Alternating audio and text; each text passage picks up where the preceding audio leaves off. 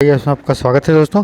हम लोग industrial relations और लेबर लॉ का प्रीवियस ईयर क्वेश्चन का डिस्कशन कर रहे थे दोस्तों। ठीक है, हम लोगों ने अकाउंटिंग से जितने क्वेश्चन आए हैं प्रीवियस ईयर क्वेश्चन उसका डिस्कशन कर चुके हैं और उसका पीडीएफ भी मैं जो है टेस्ट सीरीज ग्रुप में ऐड कर दिया हूँ दोस्तों। ठीक है, तो हम लोग बिना देरी किए शुरू करते हैं इंडस्ट्रियल रिलेशंस लेबर लॉ का एमसीक्यू। दोस्तों आप देख रहे हैं जीरो IAS का चैनल और इस लेक्चर को प्रेजेंट कर रहा हूँ मैं।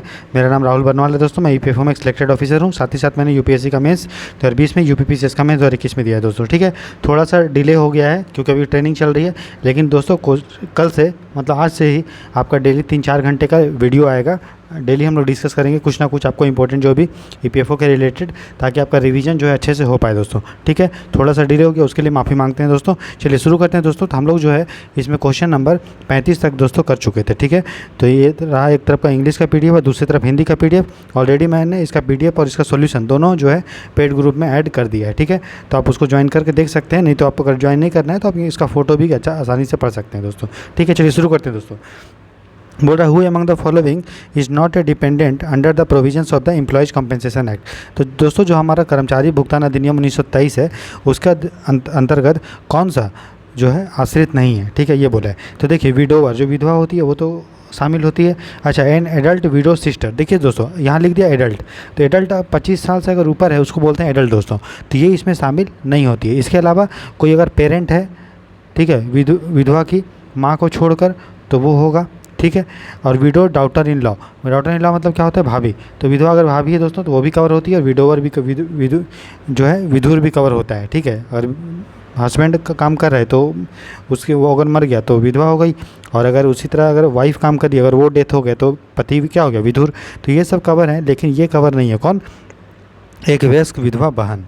ठीक है, ये आपको ध्यान देना है। ठीक है दोस्तों, इसमें और कौन कौन सा शामिल है तो बाकी आप उसको जो है आसानी से देख सकते हैं सॉल्यूशन में। ठीक है, चलिए दोस्तों देखते हैं क्वेश्चन नंबर 37 बोल रहा है who among the following is the ex officio chairman of the medical benefit council constituted under the employees insurance act.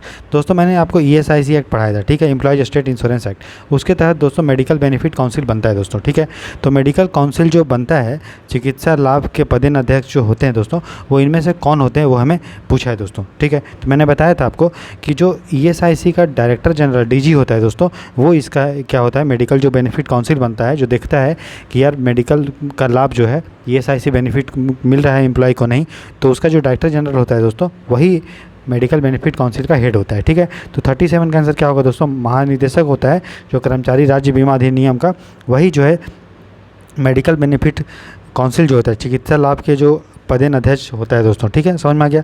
तो ये हमारा 37 का आंसर हो गया दोस्तों C। ठीक है, क्वेश्चन नंबर 38 देखते हैं दोस्तों। बोल रहा है कि अंडर द, इसको हिंदी वाला देख लो आप, बोल रहा है under the provisions of the maternity benefit act every women employ after delivery of a child who returns to the duty is to be provided with nursing breaks till the child attain the age of. बोल रहा है मातृत्व लाभ अधिनियम मैंने पढ़ाया था 1961 के प्रावधानों के तहत, जो बच्चे की डिलीवरी जब हो जाती है, ठीक है, उसके बाद वो महिला ड्यूटी पे आती है, ड्यूटी के आने के बाद, ठीक है, उसको जो है महिला को नर्सिंग बेनिफिट मिलता है उन बच्चों तक जब तक बच्चा का जो उम्र होता है दोस्तों 15 महीना नहीं हो जाता है, तब तक उस महिला को नर्सिंग बेनिफिट मिलता है, जहाँ पे वो महिला जो है अपने बच्चों को देखभाल करने के लिए उसको छुट्टी उट्टी देना या पैसा देना दिया जाता है। तो जब तक बच्चा 15 महीना का नहीं होता है तब तक महिला को नर्सिंग बेनिफिट दिया जाता है दोस्तों, ये आपको ध्यान देना है। ठीक है, तो 38 का क्या हुआ आंसर दोस्तों, 15 महीना। ठीक है, अगला देखिए क्वेश्चन नंबर 39 है हमारा। बोल रहा है which one of the following statements about industrial relations is not correct. औद्योगिक संबंधों के बारे में निम्नलिखित में से कौन सा कथन सही नहीं है। ठीक है दोस्तों, तो बोल रहा है industrial relations have to be manage in the interest of maintaining viable collaborative structure. सही बात है, व्यवहार्य सहयोग बनाए रखने के हित में औद्योगिक संबंधों को प्रबंधित किया जाना चाहिए। सही बात है। बोल रहा है formulation of rules by consensus and their implementation और कोर्ट टू इंडस्ट्रियल रिलेशंस, यही सही बात है। बोल रहा है सर्वसम्मति से जब नियमों का हम लोग निर्माण करते हैं और उनका कार्यान्वयन करते हैं तो वही औद्योगिक संबंधों के लिए महत्वपूर्ण है, ये भी सही बात है। फिर बोल रहा है the pluralistic framework looks employ participation industrial relations from a disintegrated perspective. बोल रहा है बहुलवादी ढांचा, बहुलवादी मैंने ढांचा आपको बताया था दोस्तों, क्या होता है बहुलवादी ढांचा। हम ये मानते हैं कि जो वर्कर है और जो मालिक है दोनों का जो हित है, इंटरेस्ट है, वो अलग अलग है, लेकिन बातचीत करके हम जो है एक सॉल्यूशन पे पहुंच सकते हैं। ठीक है, तो ये जो कथन बोल रहा है कि बहुलवादी ढांचा औद्योगिक संबंधों में कर्मचारियों की भागीदारी को, ठीक है, विघटन विघटनकारी परिप्रेक्ष्य से देखता है। गलत बात है, विघटनकारी नहीं, दोनों तो हम लोग साथ मिल के बात करते हैं ना, तभी तो प्लूरलिस्टिक बोलते हैं। यहाँ अगर मार्क्स का अप्रोच होता, मार्क्सिस्ट, ठीक है, तो मार्क्सिस्ट देखता है भाई दोनों का अलग अलग है और दोनों बातचीत कर ही नहीं सकता है, लेकिन प्लूरलिस्टिक अप्रोच में ये बोलता है कि दोनों जो है भले ही तो अलग अलग है लेकिन बात करके हम सॉल्व कर सकते हैं। ठीक है, यही हमारा गलत होगा। ठीक है, जो पूछा है। फिर बोल रहा है द रेडिकल अप्रोच, कहाँ रेडिकल अप्रोच को हम लोग क्या बोलते हैं, मार्क्सवादी, है ना। तो मार्क्सवादी ये बोलता है कि यार सब चीज़ क्या है, डिस्ट्रीब्यूटेड है, सब क्या है, लड़ाई झगड़ा टाइप का है। ठीक है, तो ये मार्क्सवादी बोलता है। ठीक है, और गांधी जी क्या बोलते हैं, गांधी जी बोलते हैं ट्रस्टीशिप का। और एक अप्रोच होता है यूनिटरी, मैंने बताया था यूनिटरी अप्रोच क्या बोलता है कि कोई हित का टकराव नहीं होता है, एक फैमिली के अंतर्गत, फैमिली के अनुसार ही पूरा फैमिली जो है मालिक और मजदूर रहता है, हित का कोई टकराव नहीं होता, दोनों का हित समान है। ठीक है, तो ये चीज़ है। ठीक है, समझ में आ गया। इसलिए 40 का आंसर क्या होगा दोस्तों, जो गलत है वो होगा 39 का आंसर क्या होगा, सी। 39 का जो सी है वो हमारा गलत है दोस्तों। ठीक है, क्वेश्चन नंबर 40 देखिए, बोल रहा है which one of the following is not a logic of industrial relations. बोल रहा है इंडस्ट्रियल रिलेशंस का इनमें से कौन सा तर्क नहीं है। बोल रहा है लॉजिक ऑफ कॉन्फ्लिक्ट।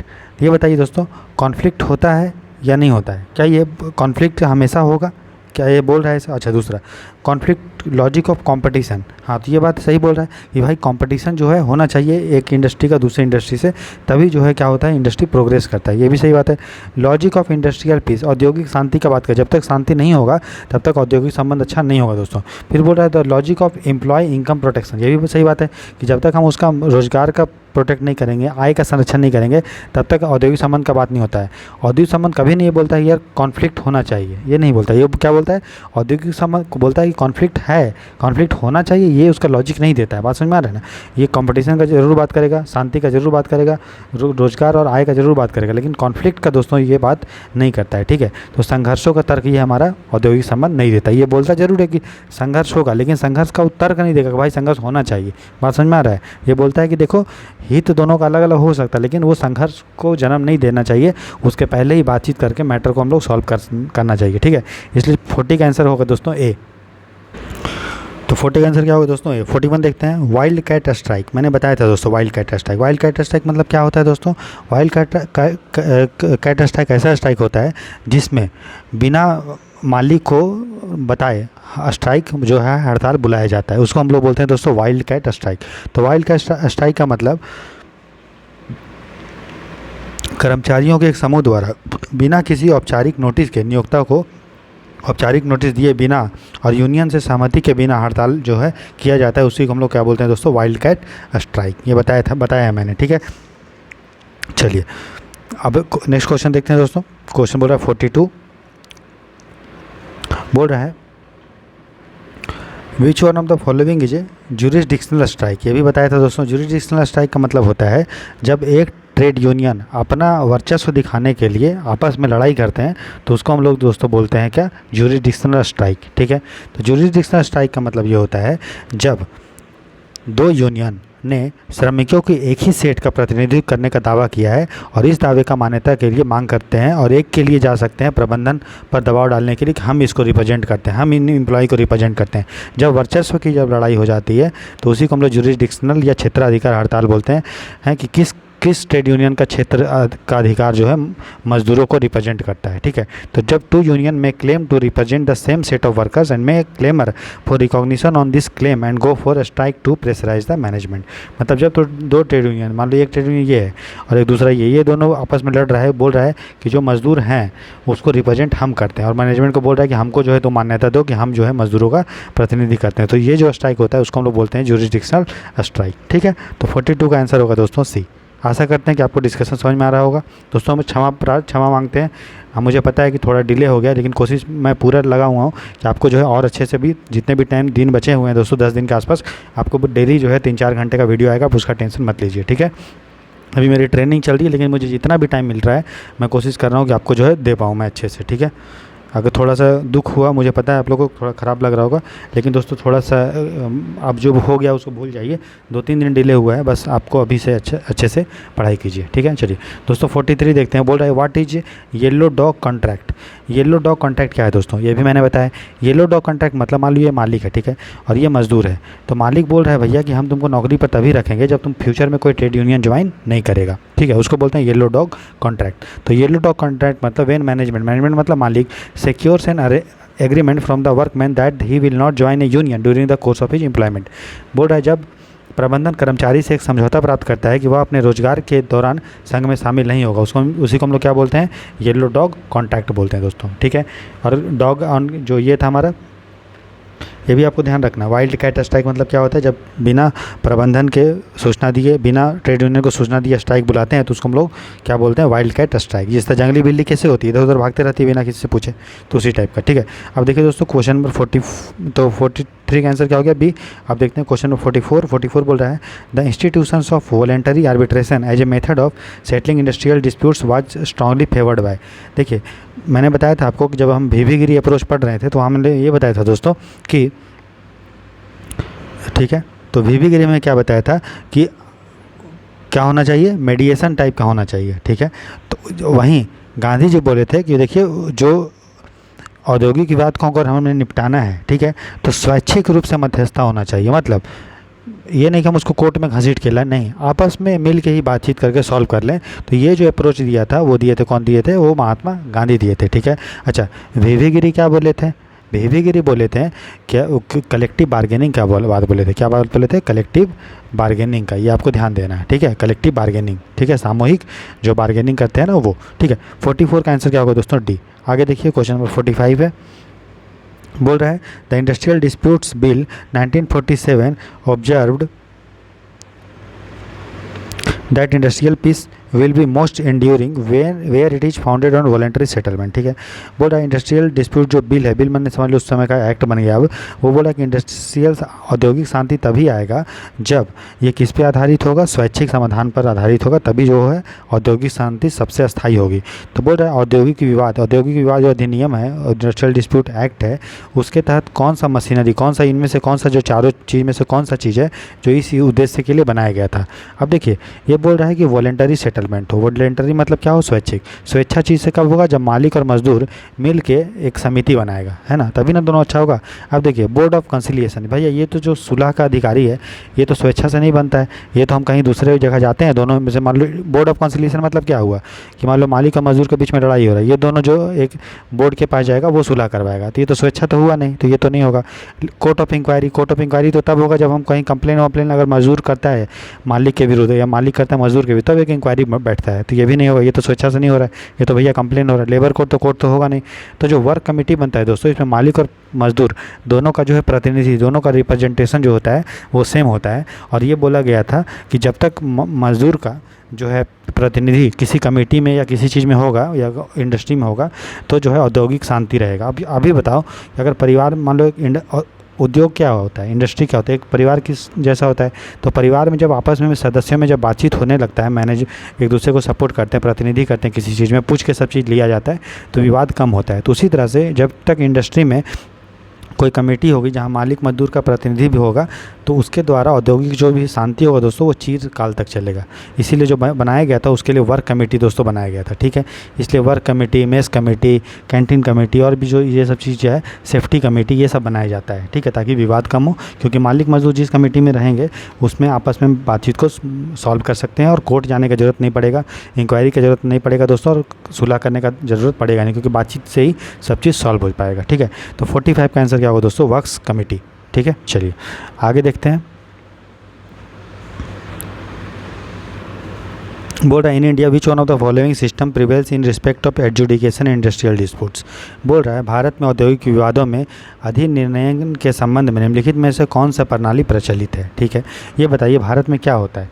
भारत में सबसे पहले किसी चीज़ को हम लोग रिफ़र करते हैं, है ना, डिस्क्रिशनरी रेफरेंस। डिस्क्रिशनरी मतलब क्या होता है दोस्तों कि स्वेच्छा से, डिस्क्रिशनरी मतलब उसके विवेक पर होता है कि वो रिफ़र करना चाहता है किसी मैटर को नहीं।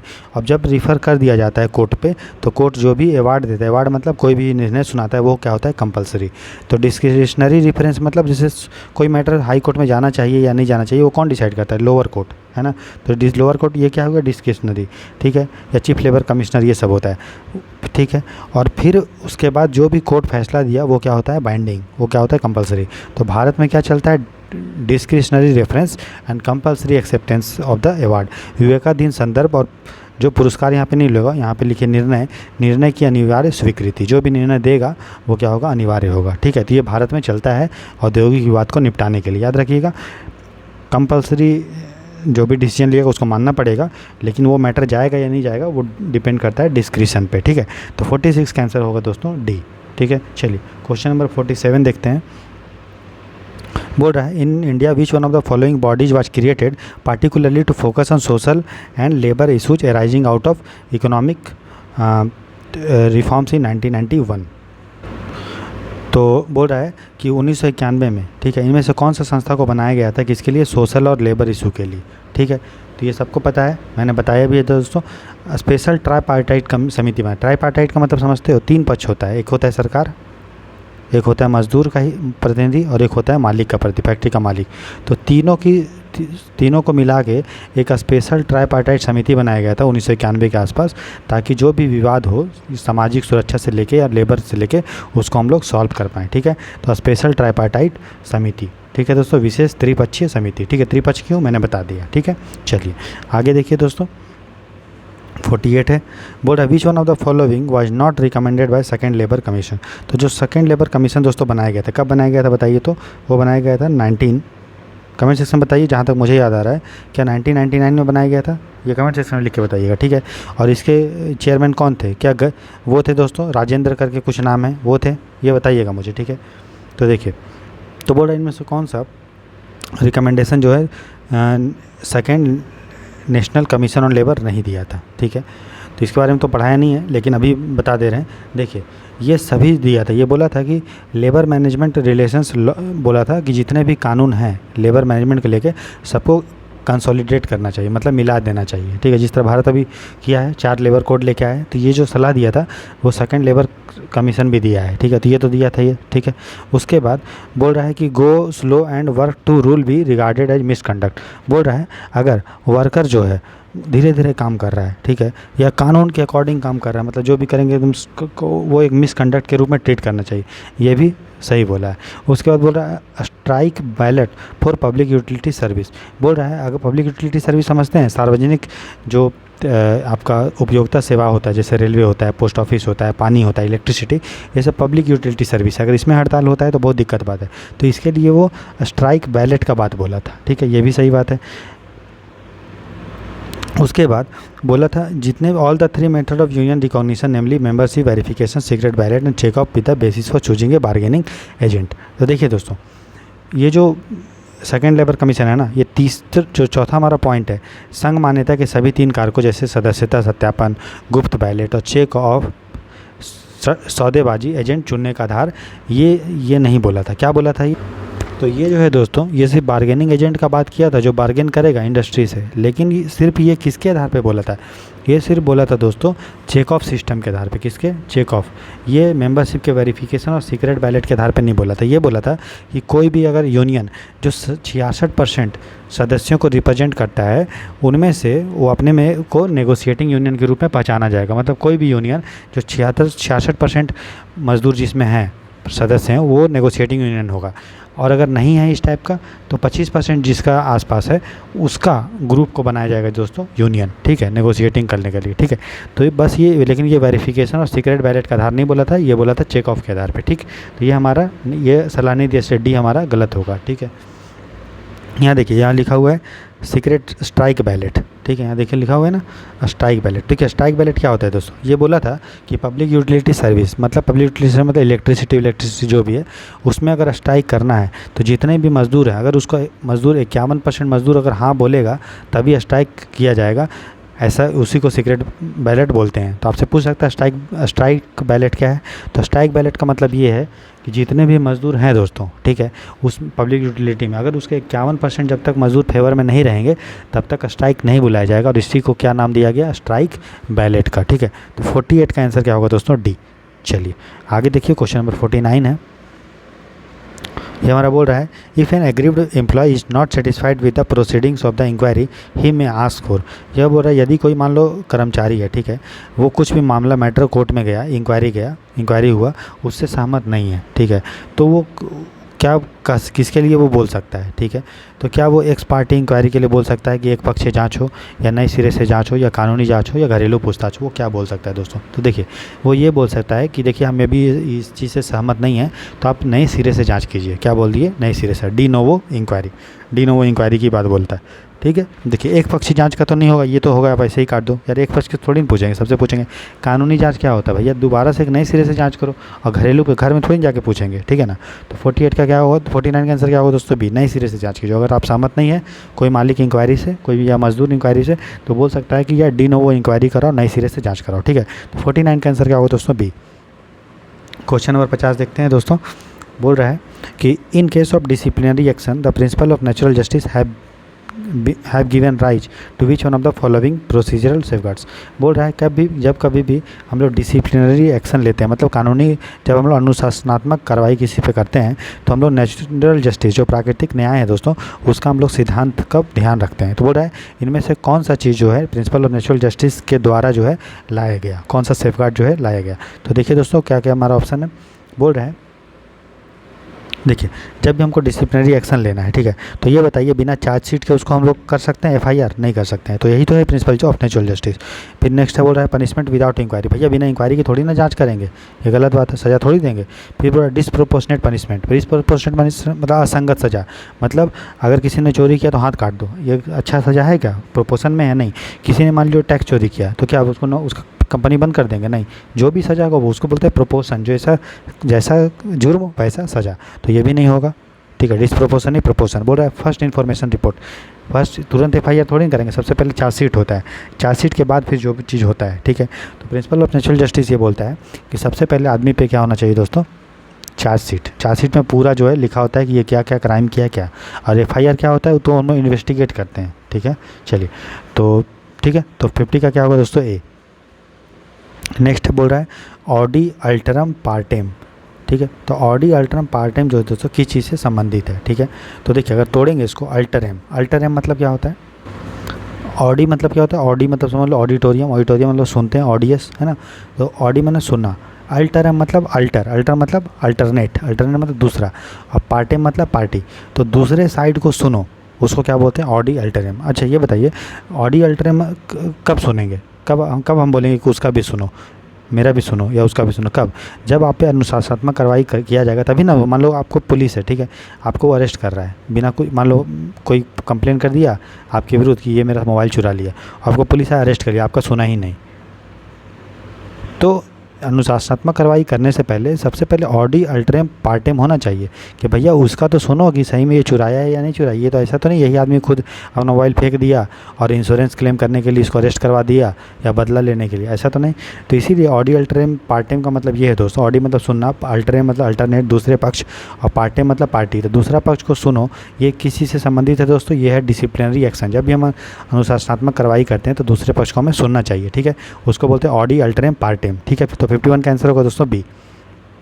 क्वेश्चन 52 देखिए, बोल रहा है under the provisions of the trade union act 1926 what is the maximum time period for which the members of the executive and other office bearer of a trade union shall be elected. तो मैंने आपको trade union act दोस्तों जब पढ़ाया था तो मैंने ये बोला था कि देखिए जो भी ऑफिस बियरर होते हैं, जो भी ट्रेड यूनियन का हेड होता है, अच्छे पोस्ट पे होता है, उसका कार्यकाल दोस्तों 3 साल का होता है। कितना साल का होता है, 3 साल का, 3 साल तक वो रह सकता है, ये मैंने आपको बताया था, ठीक है। तो 52 का आंसर क्या होगा दोस्तों, डी, ठीक है। अच्छा मैंने ये भी बताया था कि ट्रेड यूनियन का अगर आपको सदस्य होना है तो मिनिमम जो है आपका उम्र 15 साल रहना चाहिए, ठीक है। 15 साल से ऊपर है अगर, या 15 साल है तो आप जो है सदस्य इसके बन सकते हैं। लेकिन अगर आपको ऑफिस बियरर बनना है, ट्रेड यूनियन का हेड बनना है, या उसका सदस्य बनना है, मतलब अध्यक्ष बनना है, या कुछ सचिव बनना है, तो आपको उम्र 18 साल होना चाहिए, और आप जो है एक बार में 3 साल का तक रह सकते हैं, ठीक है। तो 52 का आंसर क्या होगा दोस्तों, डी, ठीक है। चलिए क्वेश्चन 53 देखिए, बोल रहा है under the provisions of the trade union act what is the minimum amount of subscription that can be fixed for the member of a trade union of rural workers. दोस्तों जब मैंने आपको ट्रेड यूनियन एक्ट 1926 पढ़ाया था तब मैंने आपको notes भी दिया था, उसमें बताया था कि अगर आप ग्रामीण वर्कर का यूनियन है तो आपको सालाना, ठीक है, आपको क्या है दोस्तों, सालाना 1 रुपया देना पड़ेगा सदस्यता के लिए, ठीक है। और किसी केस में 2 रुपया और किसी केस में 3 रुपया है। तो 1 रुपया तो हो गया ग्रामीण वर्कर के लिए, ठीक है। कुछ शहरी वर्कर के लिए भी है, ठीक है, और कुछ जो है एक और वर्कर के, तो वो मैंने पढ़ा है। आप कमेंट सेक्शन में बताइए कि 2 रुपया और 3 रुपया आपको देना पड़ेगा 1 साल में किन के लिए। तो जो ग्रामीण वर्कर है उनका ट्रेड यूनियन के लिए 1 रुपया 1 साल में आपको सदस्यता शुल्क के रूप में लिया जा सकता है, मिनिमम, कम से कम, ठीक है। और अधिक भी ले सकता है, लेकिन 1 रुपया 1 साल में लिया ही जाएगा। तो आंसर क्या होगा दोस्तों? 53 का सी होगा, ठीक है। ये आपको ध्यान देना है। इसके अलावा और भी वर्कर हैं, है ना, अर्बन वर्कर हैं, तो उनके लिए कितना ये मुझे लिख के बताइए आप, ठीक है। चलिए क्वेश्चन नंबर दोस्तों 54 है। बोल रहा है under the provisions of the trade union act 1926 ordinarily what is the minimum age of a person should have attend to become a member of registered trade union. मैंने बताया अगर आपको किसी भी स्वीकृत पंजीकृत जो है ट्रेड यूनियन का सदस्य बनना है तो आपका उम्र दोस्तों कम से कम जो है 15 साल होना चाहिए। कितना होना चाहिए? 15 साल। और अगर आपको ट्रेड यूनियन का कोई अध्यक्ष बनना है, सभापति बनना है, सचिव बनना है तो आपका उम्र कितना हो जाए दोस्तों? 18 साल। ये भी बताया अभी, है ना। तो 54 का आंसर क्या होगा? बी, क्योंकि यहाँ सदस्य के बारे में पूछा है तो 15 साल, ठीक है। चलिए क्वेश्चन नंबर 15 देखिए। बोल रहा है under the provisions of the trade union act 1926 what is the minimum number of members engaged in the establishment as workman required for the registration of a trade union. मैंने बताया था दोस्तों trade union के बारे में आपको कि जब भी आपको ट्रेड यूनियन बनाना है दोस्तों तो आपको कम से कम 10% उसका सदस्य होना चाहिए या 100 होना चाहिए, और 7 लोग जो ये इतने लोग तो हमेशा होना चाहिए, 10% या 100 जो भी मिनिमम होगा कम से कम, और 7 लोग जो है उसका रजिस्ट्रेशन के रूप में आपको अप्लाई करना पड़ेगा, ठीक है। ये आपको मैंने बताया था, ठीक। तो 55 का आंसर क्या होगा दोस्तों? ए। तो यहाँ क्या आप किसके लिए बात कर रहे हैं? यहाँ बोल रहा है रजिस्ट्रेशन के लिए। तो रजिस्ट्रेशन के लिए 7, और हमेशा जो है 10% या 100 दोनों में से जो कम है वो होना ही चाहिए। अगर इतने मेंबर नहीं रहे हैं हर समय तो ट्रेड यूनियन बोला जाएगा ये काम का नहीं है, ठीक है। तो हमेशा जो है 10% या 100 दोनों में से कम हो वो होना चाहिए। और रजिस्ट्रेशन अगर करवाना है तो आपके उसके लिए 7 लोगों का जो है साइन उसमें चाहिए दोस्तों, ठीक है। चलिए तो 55 का आंसर क्या होगा दोस्तों? 7। समझ में आ रहा है आपको? 56 देखते हैं, फटाफट करते हैं। बोल रहा विच one of the following is the correct sequence of establishment of trade union federation in India starting with the earliest. दोस्तों मैंने आपको ट्रेड यूनियन के बारे में अच्छे से पढ़ाया है। तो मैंने बताया था कि all India trade union Congress, ठीक है, ये बताइए 1920 में बना था ना। कौन बनाया था? लाला लाजपत राय, ठीक है, समझ में आ गया। इसके अलावा इसमें जोसेफ बतिस्टा, NM जोशी और दीवान चमन लाल, ये सब उससे रिलेटेड है, ठीक है। चलिए ये हो गया। अच्छा ये बनाया था all India trade union Congress किसने? 1920 में लाला लाजपत राय और चमन लाल, ये सब, ठीक है। अच्छा वो दूसरा है इंटक दोस्तों बना था, ये बना था 1947 में, और इसको बनाने के पीछे सरदार पटेल का योगदान है, ठीक है। तो इंटक बना था 1947 में, ठीक है। अच्छा BMS जो है वो बीजेपी का है, बीजेपी से मतलब बोला जाता है भारतीय मजदूर संघ, ये बना था दोस्तों 1955 में।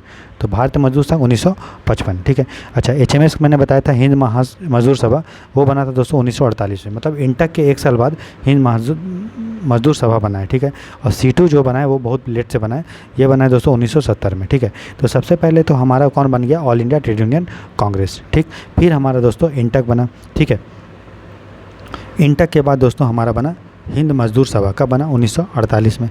फिर हमारा BMS बना, कब बना? 1955 में, बीजेपी का है ये। और C2 बना, C2 का फुल फॉर्म है दोस्तों सेंटर ऑफ ट्रेड यूनियन, ठीक है, centre of Indian trade union, ठीक है। तो वो जो बना है वो बना है हमारा कब? 1970 में। तो आंसर क्या होगा दोस्तों? 56 का बी। ये मैंने पढ़ा है आपको, ठीक है। तो 56 का आंसर बी होगा, क्योंकि सबसे पहले एटक और सबसे लास्ट में CITU, ठीक है। चलिए क्वेश्चन 57 देखते हैं दोस्तों। बोल रहा है which one of the following statements with regard to the council of Indian employer CIE is not true.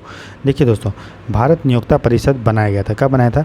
तो ये बनाया गया था दोस्तों 1956 के आसपास, ठीक है। तो इसका काम क्या है? नाम क्या है? Council of Indian employer. जो भी इंडियन एम्प्लॉयर हैं, मालिक है, उनका काउंसिल है, उनका एक परिषद है, ठीक है, समझ गए। चलिए तो इट वाज फॉर्म्ड इन 1956, ये एकदम सही है, ठीक है। नहीं पता है तो अभी आप याद कर लो। फिर बोलते it unified the all India organisation of employers and employee federation of India, ये भी सही बात है। इन्होंने 2 बॉडी जो था AIOE और EFI को मर्ज करके CIE बनाया, ये भी सही है। बोला standing conference on public enterprises had not join. तो देखिए सब कोई ज्वाइन करेगा और ये इंडियन लेवल पे है तो ये भी तो होना चाहिए, लेकिन बोला ये ज्वाइन नहीं किया, तो इसलिए हमारा जो गलत है दोस्तों वो है सी। जब भी आपको नहीं पता है ना तो आप सोचो कि यार वो ज़बरदस्ती आपको UPSC ना गलत करने का कोशिश करेगा, लिख दे अगर ज्वाइन किया लिख देगा नहीं ज्वाइन है, लिख देगा कुछ लोगों ने ज्वाइन किया सब ने नहीं किया, ठीक है। तो इस टाइप का अगर स्टेटमेंट हो तो आप समझ लेना थोड़ा थोड़ा गलत है, ठीक।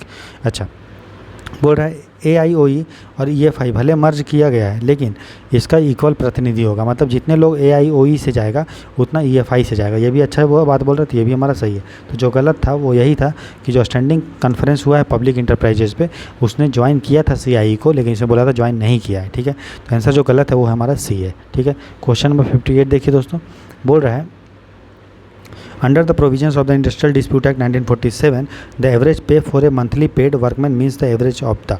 बोल रहा है जो इंडस्ट्रियल डिस्प्यूट एक्ट में जो हम लोग मंथली पे करते हैं, एवरेज पे, औसत आय, वो क्या होता है दोस्तों, ठीक है, किसका औसत होता है, ठीक है। तो मैंने आपको बताया था ये औसत होता है दोस्तों कि पिछले 3 महीने में, ठीक है, जिस दिन हमको सैलरी देना है उसके पिछले 3 महीने में कितना उसका तनख्वाह हुआ, उसका एवरेज, ठीक है, ये आपको ध्यान देना है। तो इंडस्ट्रियल डिस्प्यूट एक्ट में जो भी तनख्वाह का मतलब होता है वो होता है कि पिछले 3 महीने में उसने कितना पैसा कमाया है उसका आप एवरेज निकालो। तो ठीक है, तो 58 का आंसर क्या होगा दोस्तों, बी मतलब औसत वेतन दे होने की जो तारीख से पहले 3 पूर्व कैलेंडर महीनों में दे मजदूरी का प्रति औसत, ठीक है। तो 58 का क्या होगा, बी। 59 देखिए, बोल रहा है what is the time period within which the grievance redressal committee constituted under the provisions of the Industrial Dispute Act 1947 is to complete its proceeding on receipt of a written application by on behalf of the aggrieved party। बोल रहा है जब भी औद्योगिक विवाद अधिनियम के तहत जो भी मैटर जाता है, कंप्लेन जाता है, तो उसको कितने महीने के अंदर जो ग्रीवांस रिड्रेसल कमेटी बनाई जाती है उसको कितने महीने के अंदर जो है उस पर अपना रिपोर्ट जो है दोस्तों देगी। जैसे कि कोई भी मैटर है, ठीक है, तो डायरेक्ट तो कोर्ट में नहीं चला जाएगा ना, लेबर कोर्ट में, सबसे पहले वो कहाँ जाता है, ग्रीवांस रिड्रेसल कमेटी के पास। तो ग्रीवांस रिड्रेसल कमेटी देखती है, अपना रिपोर्ट देती है। तो बोल रहे कितने दिन में उसको जब कंप्लेंट पहुँचा है तो उसको कितने दिन में अपना वो रिपोर्ट जो है दे देगी दोस्तों, ठीक है। तो देखिए जब भी उसको रिपोर्ट मिलता है, ठीक है, उसका जो है उसके 30 दिन के अंदर, कितने दिन के अंदर दोस्तों, 30 दिन के अंदर उसको अपना रिपोर्ट दे देना। जब भी उसको कंप्लेंट मिलता है तो उसको 30 दिन के अंदर, मतलब आंसर क्या होगा, सी, उसको अपना रिपोर्ट दे देना है दोस्तों, ठीक है। चलिए 60 का क्वेश्चन देखते हैं। For which one of the following statements as per the industrial dispute act 1947 is not correct. तो जो औद्योगिक विवाद अधिनियम है उसके तहत कौन सा ये जो है सही नहीं है। बोल रहा court of inquiry constituted by the appropriate government. बोल रहा अप्रोप्रिएट गवर्नमेंट है वो कोर्ट ऑफ इंक्वायरी करता है, उपयुक्त सरकार जो है कोर्ट ऑफ इंक्वायरी गठन करता है, सही बात है। अप्रोप्रिएट गवर्नमेंट मतलब केंद्र सरकार, राज्य सरकार। केंद्र सरकार का अगर इंडस्ट्री है तो केंद्र सरकार करेगी, राज्य सरकार के अंदर में है तो राज्य सरकार होगी, ठीक। अगला बोल रहा है conciliation officers for conciliating industrial disputes in central government public sector undertakings are appointed by the central. तो सही बात है, अगर कोई भी PSU है तो उसमें जो कंसिलिएशन ऑफिसर बनाया जाएगा तो उसको कौन अपॉइंट करेगा, सेंट्रल गवर्नमेंट करेगा, सही बात है, ये भी सही है। फिर बोल रहा है the national tribunals is constituted by the both the central government and the state government. भाई नाम है नेशनल ट्राइब्यूनल, तो नेशनल ट्राइब्यूनल को कौन गठित करना चाहिए, भाई सेंट्रल गवर्नमेंट ना, राज्य सरकार का क्या रोल है इसमें, नहीं है, ठीक है। तो ये गलत होगा, तो ये हमें पहचानना था कौन सा गलत है। तो आंसर क्या होगा, सी। तो नेशनल ट्राइब्यूनल को गठन करता है केंद्र सरकार, ना कि राज्य सरकार, ठीक है। चलिए अगला बोल रहा है board of conciliation consist of A chairman and 2 or 4 more officer. सही बात है, जो कंसिलिएशन बोर्ड होता है दोस्तों, सुलह बोर्ड होता है, उसमें एक अध्यक्ष होता है प्लस 2 से 4 जो है ऑफिसर्स होते हैं, ये भी सही बात है, ठीक। तो ये भी हमारा सही है। तो गलत क्या था कि नेशनल ट्राइब्यूनल को गठन कौन करता है, केंद्र सरकार करता है, ठीक है। और नेशनल ट्राइब्यूनल में कितने लोग होते हैं, 2 लोग होते हैं, ये आपको ध्यान देना है, ठीक। अगला है क्वेश्चन नंबर 61, बोल रहा है under the provisions of the Industrial Dispute Act 1947 what is the time period within which the appropriate government has to publish the award of a labor court। बोल रहा है कि जैसे कि लेबर कोर्ट के पास कोई भी मामला गया तो लेबर कोर्ट जो भी सुनवाई किया, तो सुनवाई जब भी होता है वो तब तक लागू नहीं होगा जब तक अप्रोप्रिएट गवर्नमेंट उसको जो है पब्लिश नहीं करेगी। तो बोल रहा है कि जब भी देगा फैसला, लेबर कोर्ट देगा या इंडस्ट्रियल ट्राइब्यूनल देगा या नेशनल ट्राइब्यूनल देगा, तो उसके कितने दिन के अंदर अप्रोप्रिएट गवर्नमेंट को उस जो भी निर्णय दिया उस निर्णय को बताना पड़ेगा। तो जब भी वो निर्णय दिया उसके 30 दिन के अंदर जो है उपयुक्त सरकार है उसको वो जो निर्णय है उसको जो है प्रकाशित करना पड़ेगा। तो 61 का आंसर क्या हो गया दोस्तों, ए। तो अगर पूछे आपको ग्रीवांस रिड्रेसल कमेटी कितने दिन में रिपोर्ट करेगा तो 30 दिन, और आपको सरकार कितने दिन में रिपोर्ट पब्लिश करेगा, निर्णय पब्लिश करेगा, तो वो भी 30 दिन है, ठीक है। तो ऐसे करके आप याद कर लो। तो 61 का आंसर क्या होगा दोस्तों, ए। 62 देखते हैं, बोल रहा है under the provisions of the industrial dispute act 1947 which one of the following is considered to be retrenchment. मैंने बताया था रिट्रेंचमेंट मतलब क्या होता है दोस्तों, छटनी। कब छटनी करता है, जब उसको उस ज़रूरत नहीं पड़ता है, ठीक है। और एक होता है lay off. Lay of, lay of का क्या मतलब होता है दोस्तों, जब कंपनी के पास प्राकृतिक रिसोर्स, नेचुरल रिसोर्स नहीं होगा तो उस समय कंपनी जो है कुछ समय के लिए मज़दूर को नहीं निकालती है, मज़दूर को निकाल देती है, उसको ले ऑफ बोलते हैं, ठीक है। तो छटनी का मतलब क्या होता है दोस्तों, वो हमें पूछा है, ठीक है। बोल रहा है इनमें से कौन सच्चों को छटनी बोलेंगे। बताइए कोई आदमी अगर रिटायरमेंट ले रहा है खुद से, तो क्या वो छटनी हुआ उसका, नहीं, तो ये तो नहीं बोलेंगे। फिर नेक्स्ट बोल रहा है कि termination of a service of a workman otherwise than as a punishment inflicted by way of disciplinary action. बोल रहा है एक कर्मचारियों की सेवाओं की समाप्ति अन्यथा अनुशासनात्मक कार्रवाई के माध्यम से सज़ा के रूप में। तो सही बात है, अगर किसी को सज़ा के रूप में उसका सर्विस को हम लोग टर्मिनेट कर दे रहे हैं, ठीक है, या बोल रहे तुम कल से नहीं आना, तो उसको क्या बोलेंगे, ये उसका छटनी हो गया, तो ये होगा। अच्छा बोल रहा है termination of a service of a workman on ground of ill health. अगर कोई बीमार पड़ रहा है तो उसको अगर नौकरी से हटा दे, उसको छटनी नहीं। छटनी तभी होता है जब हम उसका ज़रूरत नहीं है या उसने कुछ गलत काम किया तो उसको निकाल दिया ना, उसको हम लोग छटनी बोलते हैं, ठीक है। और ले ऑफ मैंने बता दिया, अगर मान लियो कोई लकड़ी बनाने वाली इंडस्ट्री है, मतलब वो पलंग बनाने वाली, लकड़ी उसके पास आ ही नहीं रहा है, तो कुछ समय के लिए जब लकड़ी नहीं आ रहा है तो मजदूर का ज़रूरत नहीं पड़ेगा, तो उसको हम लोग जब करते हैं तो उसको ले ऑफ बोलते हैं, ये आपको ध्यान रखना है। तो रिट्रेंचमेंट और ले ऑफ में ये अंतर ये है कि ले ऑफ जो होता है वो नेचुरल रिसोर्स जब उसके पास नहीं होता है तब होता है, और जो रिट्रेंचमेंट नॉर्मल केस में होता है जब उसको हम लोग जो है डिसिप्लिनरी एक्शन पे हटा देते हैं, ठीक है, कि जब उसको ज़रूरत नहीं होती है, ठीक है। बीमार पड़ रहा है तब हटा रहे हैं, तब नहीं होगा। अगर कोई खुद से नौकरी छोड़ रहा है तब नहीं होगा, ठीक है। अगर मान लो कोई कॉन्ट्रैक्ट पे है, ठीक है, 2 साल के लिए किसी को रखें और उसका कॉन्ट्रैक्ट को हम लोग जो है रिन्यू नहीं किए, मतलब ये नहीं बताएं कि दोबारा तुमको रखेंगे, तो चूँकि उसको 2 साल के लिए ही रखे थे, तो अगर वो 2 साल के बाद उसको हटा दे रहे हैं तो वो छटनी नहीं कहलाएगा, क्योंकि 2 साल में ही के लिए उसको रखे थे। लेकिन हाँ, अगर 2 साल के लिए बोले हैं कि 2 साल के लिए रखें और 2 साल के पहले ही अगर हटा दिए हैं, ठीक है, नेचुरल रिसोर्स है उसके पास था फिर भी, तब उसको छटनी बोलेंगे। लेकिन इसमें बोल रहा है कि जो कॉन्ट्रैक्ट है उसको रिन्यू नहीं किया, तब ये छटनी नहीं कहलाएगा। तो छटनी इसमें क्या हुआ कि अगर किसी को अनुशासनात्मक कार्रवाई के लिए अगर हम छटनी कर रहे हैं, नौकरी से हटा रहे हैं तब, ठीक है। तो इसलिए हमारा जो है सी, ए और डी नहीं होगा, आंसर क्या होगा दोस्तों, बी, ठीक है। चलिए क्वेश्चन नंबर 63 देखते हैं। बोल रहा है under the provisions of the industrial dispute act 1947 what is the time period with in which if no communication has been received by employer in response to his application to the appropriate government for retrenchment of workmen, then it will be deemed for permission of retrenchment has been granted।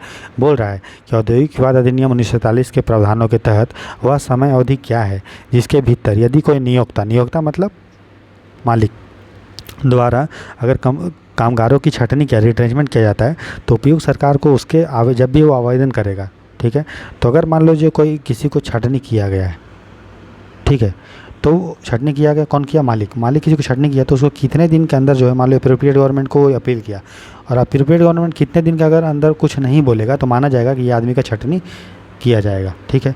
तो 63 का जो answer होगा दोस्तों वो हमारा होगा 60 दिन। मतलब कोई भी आदमी, ठीक है, जिसको मान लो नौकरी से निकाल दिया, छटनी हो गया, तो ये उपयुक्त सरकार के पास अपील किया, मान लो अपील जब किया तो उपयुक्त सरकार 60 दिन तक कुछ नहीं बोली, तो ये माना जाएगा कि उस आदमी का छटनी हो गया है, ठीक है।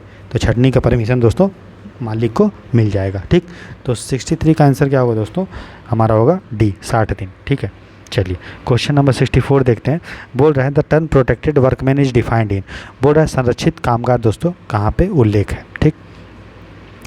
तो इतना चीज़ आपने इंडस्ट्रियल डिस्प्यूट एक्ट के बारे में पढ़ा, तो ये जो संरक्षित कामगार है दोस्तों, ये भी कहाँ उल्लेख है कि औद्योगिक विवाद किस तरह संरक्षण करे। आपने देखा कि रिट्रेंचमेंट में किस तरह से उसको संरक्षण प्राप्त है कि नहीं, उसी तरह ले ऑफ में भी संरक्षण प्राप्त है, बहुत सारा चीज़ में संरक्षण प्राप्त है, इसीलिए उसको प्रोटेक्टेड वर्कमैन दोस्तों कहा जाता है, ठीक है।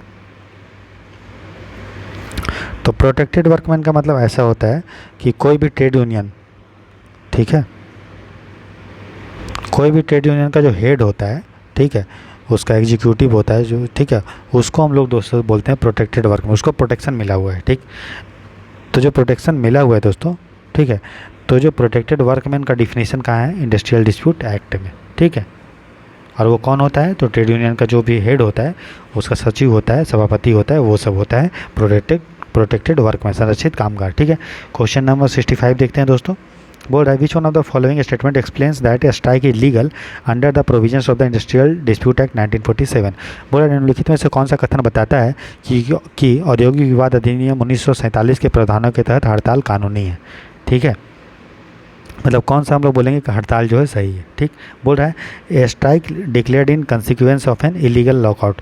मतलब मान लो मालिक है, लॉकआउट का मतलब क्या है, तालाबंदी कौन करता है, मालिक। तो मालिक मान लो तालाबंदी कर दिया, और कैसे का तालाबंदी किया, इलीगल मतलब गैर कानूनी।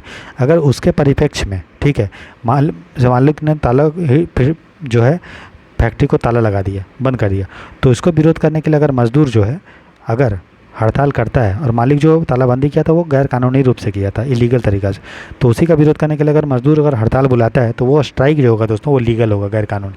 बात समझ में आया। अगर मालिक अवैध तालाबंदी करता है तो उसके परिणाम स्वरूप जो हड़ताल बुलाया जाता है वो एक कानूनी हड़ताल होगा, सही होगा। ठीक है, इसके अलावा इसके अपोजिट अगर कोई स्ट्राइक, मान लीजिए कोई मैटर है कोर्ट में है, ठीक है, मालिक मजदूर कोई मामला अभी कोर्ट में लंबित है, तो लेकिन उसी के बीच में भी अगर कोई हड़ताल बुलाया गया तो वो जो स्ट्राइक होगा वो इलीगल होगा। ठीक है, तो अगर बोल रहा है कि बोर्ड के समक्ष समझौता कार्रवाई के लंबित होने के दौरान घोषित हड़ताल और ऐसी कार्रवाई के समापन के 7 दिन बाद, मतलब एक बार अगर फैसला आ गया उसके 7 दिन के अंदर जो है आप हड़ताल नहीं बुला सकते हो, और जब तक वो मामला कोर्ट में चल रहा है हड़ताल नहीं होगा। अगर बुलाते हो हड़ताल तो वो इलीगल होगा, इसलिए ये नहीं होगा। फिर नेक्स्ट बोल रहा है कि अगर कोई मैटर कोर्ट में है तो वो भी नहीं होगा। ठीक है, वही बोल रहा है, मतलब कोई भी मैटर कोर्ट में है और कोर्ट में फैसला हो गया है। ठीक है, यहाँ पे देखिए मैं अच्छे से आपको बता दे रहा हूँ, जैसे कोई मैटर कोर्ट में है, ठीक है, तो कोर्ट में मैटर है तब तक आप हड़ताल नहीं बुला सकते, बुलाते हो तो वो इलीगल होगा। ठीक है, कोर्ट फैसला कोई दे दिया, उसके 2 महीने के अंदर आपको हड़ताल नहीं बुला रहा है, ठीक है, अगर बुलाते हो तो इलीगल होगा। ठीक है, अगर कोई सुलह हो रहा है किसी मामले पे, ठीक है, और उसी सुलह के बीच में अगर हड़ताल बुलाते हो तो गैर कानूनी होगा, इलीगल होगा। और सुलह हो गया, वो कुछ सुलह होने के बाद कोई डिसीजन लिया गया, उसके 7 दिन के बाद 7 डेज के बाद बुलाते हो तो वो भी 7 दिन के अंदर बुलाते हो, वो भी क्या होगा, गैर कानूनी। ठीक है, तो ये आपको ध्यान देना है। ठीक, तो ये इसलिए हमारा BCD गलत होगा, जो सही होगा वो 65 का होगा, ए। ठीक, चलिए क्वेश्चन नंबर 66 देखते हैं दोस्तों। बोल रहा है the provisions of the payment of wages act 1936 shall be made applicable to an employ person drawing a monthly wage. बोल रहा है पेमेंट ऑफ वेज एक्ट दोस्तों 60 उसको किस पे लगता है। ठीक है, तो मैंने बताया था पेमेंट ऑफ वेज एक्ट में जब तक आपका इनकम 24,000 रुपया नहीं है, ठीक है, तब तक आपको पेमेंट ऑफ वेज एक्ट दोस्तों नहीं लगेगा। ठीक है, तो 66 का जो आंसर होगा दोस्तों वो हमारा होगा 24,000। कोई ऑप्शन नहीं दिया है तो आप यहीं पे लिख लो कि इसका जो आंसर होगा वो होगा 24,000। कितना होगा, पेमेंट ऑफ वेज एक्ट में कितना है लिमिट, 24,000। कितना लिमिट है दोस्तों, 24,000। ठीक है, मुझे कमेंट सेक्शन में लिख के बताइए जो ESIC एक्ट है उसमें कितना लिमिट है, और जो EPF एक्ट है employees provident fund and miscellaneous provision act 1952 है, और ESIC एक्ट शायद मुझे याद आ रहा है 1948 है। इन दोनों में क्या वेज का, तनख्वाह का क्या लिमिट है वो मुझे कमेंट सेक्शन में लिख के बताइए दोस्तों। ठीक है, तो इसीलिए जो आंसर होगा वो 66 का वो हो जाएगा 24,000। ठीक है, तो आपको ध्यान देना है। ठीक, चलिए तो 24,000 यहाँ पे लिख लीजिएगा। ठीक है, क्वेश्चन नंबर 67 देखते हैं दोस्तों। बोल रहा है under the provisions of the payment of wage act, ठीक है, the total amount of fine that may be impose in 1 wage period और any employed person shall not exceed. बोल रहा है मैंने आपको पढ़ाया था दोस्तों पेमेंट ऑफ वेज एक्ट, पढ़ाया था कि नहीं, सही बोलिए। वेतन भुगतान अधिनियम दोस्तों पढ़ाया था। ठीक है, उसमें मैंने बताया था दोस्तों फ़ाइन के बारे में कि कितना फ़ाइन लिया जाता है। तो मैंने बताया था कि आपको मैक्सिमम जो है 3% से ज़्यादा फ़ाइन दोस्तों नहीं लिया जा सकता है। कितना, 3% से ज़्यादा फ़ाइन नहीं लिया जा सकता है। ठीक है, और वो जो फ़ाइन है उसको आपको 60 दिन के अंदर कलेक्शन भी करना है। ऐसा नहीं कि फ़ाइन ले रहे हो मतलब जो साल भर ले रहे हो, नहीं, फ़ाइन लेना है उसको 60 दिन के अंदर आपको कलेक्ट भी कर लेना है। ठीक है, उसके बियॉन्ड आप कलेक्ट नहीं कर सकते। और कितना फ़ाइन लगा सकते हो, मैक्सिमम 3%। ठीक है, तो 3% किसका, वेज का। ठीक है, तो 67 का सी होगा, जो आप जुर्माना लगा सकते हो मजदूर पे, वो कितना लगा सकते हो, मजदूरी का 3%। और उसको कब तक लेना है आपको, 60 दिन के अंदर आप उसको ले सकते हो, उससे बियॉन्ड नहीं। ठीक है, तो 67 का आंसर होगा दोस्तों सी। नेक्स्ट देखिए 68। अच्छा, इसमें एक और है डिडक्शन। तो डिडक्शन कितना होता है, हो सकता है दोस्तों 50%। डिडक्शन होता है जैसे कि कोई मजदूर है उसने लोन लिया होगा या कोई मेंबरशिप लिया होगा, तो उसका तनख्वाह का 50% ही डिडक्शन काटा जा सकता है, उससे बियॉन्ड नहीं काटा जा सकता। ये आपको ध्यान देना है। वहीं अगर कोऑपरेटिव सोसाइटी है तो जहाँ तक मुझे याद आ रहा है शायद 75% है उसके लिए। ठीक है, ये आप देखिएगा, कोऑपरेटिव सोसाइटी के लिए शायद 75% है, बाकी नॉर्मल केस में डिडक्शन आपका 50%। ठीक, चलिए क्वेश्चन नंबर 68 देखते हैं दोस्तों। बोल रहा है under the provisions of the payment of wage act 1936 no fine shall be imposed on any employed person who is under the. तो मैंने दोस्तों जब आपको वेतन भुगतान अधिनियम पढ़ाया था तो मैंने ये बताया था जब तक कोई बच्चा जो है दोस्तों 15 साल से बड़ा है तभी उस पर हम लोग जुर्माना लगा सकते हैं। ठीक है, अगर कोई बच्चे का उम्र 15 साल तक है तो उसको जुर्माना नहीं लगा सकते। मतलब 15 साल तक के बच्चे पे, जो 15 साल से मतलब कम है, जिनका 15 साल उम्र नहीं हुआ है, अगर वो बच्चे जॉब मजदूरी कर रहे हैं तो उन पे हम लोग फ़ाइन जो है दोस्तों नहीं लगा सकते हैं। ठीक, तो ये आपको ध्यान रखना है 68 का ए।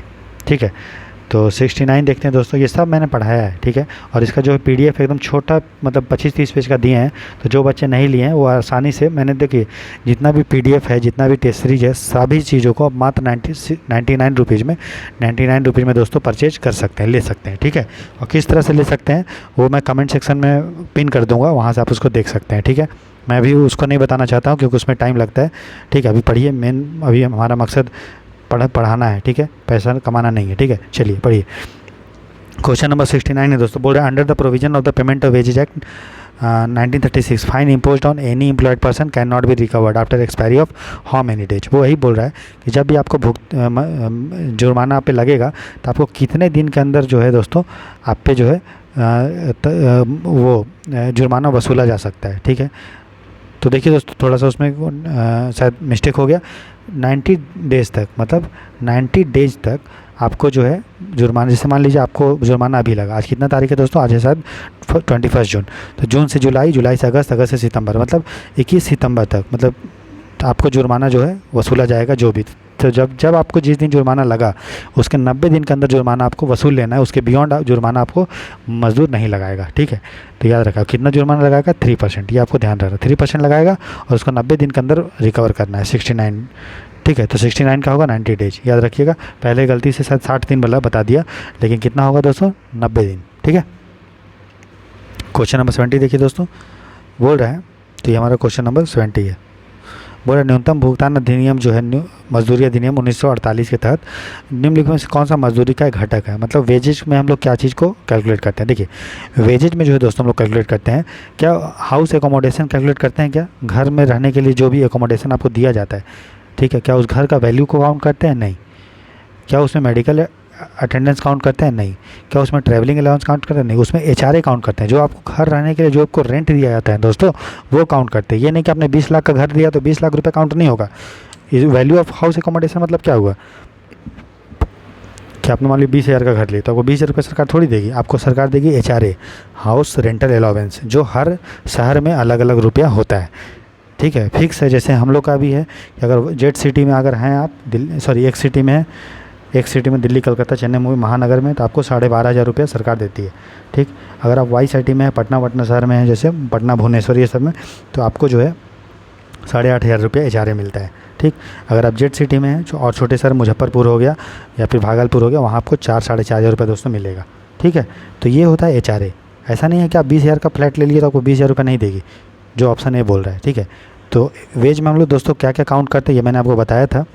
तो वेज में आपको बेसिक भी होता है, DA भी होता है। ठीक है, इसमें बोनस नहीं होता है दोस्तों। ठीक है, इसमें जो मेडिकल अटेंडेंस नहीं होता है।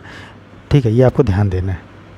ठीक है, इसमें देखिए ट्रैवल अलाउंस नहीं होगा, लेकिन ट्रैवलिंग कंसेशन दोस्तों दिया जाता है। ठीक है, ये आपको ध्यान देना है। ठीक, इसके अलावा बेसिक ये सब काउंट करते हैं। ठीक है, HRA काउंट करते हैं। ठीक, तो ऑप्शन होगा 70 का ऑप्शन दोस्तों D, मकान किराया होता है ना कि आवास का मूल्य। 70 का क्या होगा आंसर दोस्तों, D। बोल रहा है what is the extent of a representation of independent person in the committee of and sub committee constituted under the provisions of the minimum wage act 1948। देखिए दोस्तों आपको बताया था मैंने मिनिमम वेज एक्ट। ठीक है, उसके लिए दोस्तों कमेटी बनता है ना कमेटी। ठीक है, उसमें इंडिपेंडेंट पर्सन बनता है, ये भी बताया था। तो मैंने आपको ये बताया था दोस्तों, जितने भी कमेटी बनते हैं मिनिमम वेज के लिए, उसमें जो इंडिपेंडेंट पर्सन मतलब ना तो वो फैक्ट्री से रिलेटेड है, ना तो वो मजदूर का प्रतिनिधि, मजदूर से रिलेटेड है, ना वो सरकार से रिलेटेड। इंडिपेंडेंट पर्सन मतलब जो ना तो फैक्ट्री से रिलेटेड है, ना मजदूर से, ना सरकार से। तो जितने भी सदस्य हैं उसके 1/3 सदस्य दोस्तों इंडिपेंडेंट स्वतंत्र व्यक्ति होना चाहिए। ठीक है, ये मैंने पढ़ाया आपको। ठीक है, आप याद करो। तो 71 का आंसर क्या होगा दोस्तों, कुल सदस्यों का 1/3। ठीक है, तो ये जो कमेटी होती है वो कमेटी सरकार को सलाह देती है कि न्यूनतम मजदूरी क्या होना चाहिए दोस्तों। ठीक है, तो 71 का आंसर क्या होगा, C। ठीक, चलिए क्वेश्चन नंबर 72 देखते हैं दोस्तों। बोल रहा है under the provisions of the minimum wage act 1948 which one of the following bodies is appointed by the appropriate government for the purpose of coordinating the works of the committee and sub committee and for advising the appropriate government in matter of fixing and revising minimum wage. तो मैंने पढ़ाया था दोस्तों कि न्यूनतम मजदूरी अधिनियम 1948 के प्रावधानों के तहत निम्नलिखित में से कौन सा कमेटी दोस्तों बनाया जाता है जो सरकार को सलाह देता है कि मजदूरों का तनख्वाह कितना होना चाहिए, न्यूनतम मजदूरी कितना होना चाहिए। ठीक है, मैंने क्या बताया था दोस्तों, इसके लिए क्या बनता है, इसके लिए बनता है दोस्तों एडवाइजरी बोर्ड। सेंट्रल लेवल पे सेंट्रल एडवाइजरी बोर्ड और राज्य के लेवल पे राज्य सलाहकारी बोर्ड बनता है ना। और इसमें जो भी मालिक और मजदूर का जो प्रतिनिधि होता है वो बराबर होता है और इंडिपेंडेंट जो पर्सन होता है वो 1/3 होता है। ये सब चीज़ अच्छे से मैंने आपको बताया था दोस्तों।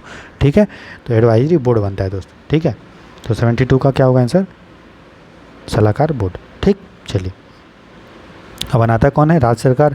अगर राज्य सरकार के अंदर में इंडस्ट्री है तो राज्य सरकार, और केंद्र सरकार के अंदर में आती है तो केंद्र सरकार। सिंपल बात, अप्रोप्रिएट गवर्नमेंट बनाता है मतलब, है ना। क्वेश्चन 73 देखते हैं दोस्तों। बोल रहा है under the provisions of the minimum wages act 1948 who among the following can not be appointed by the as the authority by the appropriate government to hear and decide any claims arising out of payment of less wages when than the minimum rate of wage. बोल रहा है minimum wage act 1948 के प्रावधानों के तहत निम्नलिखित में से किसे उपयुक्त सरकार द्वारा मजदूरी की न्यूनतम दर से कम मजदूरी के भुगतान में जब भी विवाद होता है तो उसको सुनने के लिए अपॉइंट नहीं किया जा सकता है। दोस्तों ये मैंने आपको पढ़ाया था। ठीक है, चलिए इसमें मैंने आपको बताया था कि अगर लेबर कमिश्नर है राज्य सरकार का तो यहाँ पे हम लोग अगर अपील करना है कि किसी मजदूर को न्यूनतम मजदूरी से कम मिलता है तो आप यहाँ पे अपील कर सकते हैं, तो ये तो होगा। फिर बोल रहा है रीजनल लेवल कमिश्नर, ये भी होता है। फिर बोल रहा है वर्कमैन कंपनसेशन एक्ट, ये भी होता है। देखिए दोस्तों असिस्टेंट लेबर कमिश्नर, ठीक है, ऐसा कुछ नहीं होता है। ठीक है, तो असिस्टेंट लेबर कमिश्नर पे के पास आप जो है अपील नहीं कर सकते हो। ठीक है, आप जो है सिविल कोर्ट में अपील कर सकते हो। ठीक है, आप स्टेट गवर्नमेंट में कर सकते हो। ठीक है, आप जो है लेबर कमिश्नर के पास कर सकते हो, वर्कमैन कंपनसेशन के पास कर सकते हो, लेकिन आप असिस्टेंट लेबर कमिश्नर जो सेंटर का होता है उसके पास अपील नहीं कर सकते हो। ठीक, तो 73 का आंसर क्या होगा दोस्तों, सहायक श्रम आयुक्त केंद्र वाला। ठीक है, ये आपको ध्यान देना है। इसके अलावा वर्कमैन कंपनसेशन एक्ट में भी आप कर सकते हो। ठीक, तो 73 का आंसर हो जाएगा डी। अब देखते हैं हम क्वेश्चन नंबर 74। बोल रहा है under the provisions of the contract labour act. Contract labour समझते हो जिसको कॉन्ट्रैक्ट पे रखा जाता है, तो ठेका भी बोल सकते हो। ठेका मतलब दारू वाला मत समझ रहे हैं, ठेका मतलब जिसको हम लोग ठेके पे रखते हैं, मतलब कॉन्ट्रैक्ट पे रखते हैं। हाउ मेनी मेंबर्स में be nominated by the central government while constituting the central advisory board. बोल रहा है कि जब कॉन्ट्रैक्ट लेबर के तहत जो है भारत सरकार बनाती है क्या सेंट्रल एडवाइजरी बोर्ड, ठीक है, तो उसमें से ठीक है कितने सदस्यों को सरकार नॉमिनेट करते हैं। देखिए कुछ जैसे जब सलाहकार बोर्ड बनेगा, एडवाइजरी बोर्ड बनेगा कॉन्ट्रैक्ट लेबर के लिए, तो उसमें कुछ वर्कर के लोग होंगे, कुछ जो है आपका मालिक की तरफ से होगा और कुछ जो है इंडिपेंडेंट पर्सन होगा जिसको सरकार जो है नॉमिनेट करेगी। तो बोल रहा है सरकार जो नॉमिनेट करती है इंडिपेंडेंट पर्सन दोस्तों कितने होंगे। ठीक है, मतलब सरकार जो नॉमिनेट करेगी वो कितने लोग होंगे टोटल का। ठीक है, तो देखिए दोस्तों तो जो भारत सरकार नॉमिनेट करती है कॉन्ट्रैक्ट लेबर के लिए जो कमेटी बनाती है एडवाइजरी बोर्ड, ठीक है, उसमें मिनिमम 11 और मैक्सिमम 17 लोग होने चाहिए, उससे ज़्यादा नहीं। ठीक है, कम से कम 11 और मैक्सिमम 17, ये आपको ध्यान देना।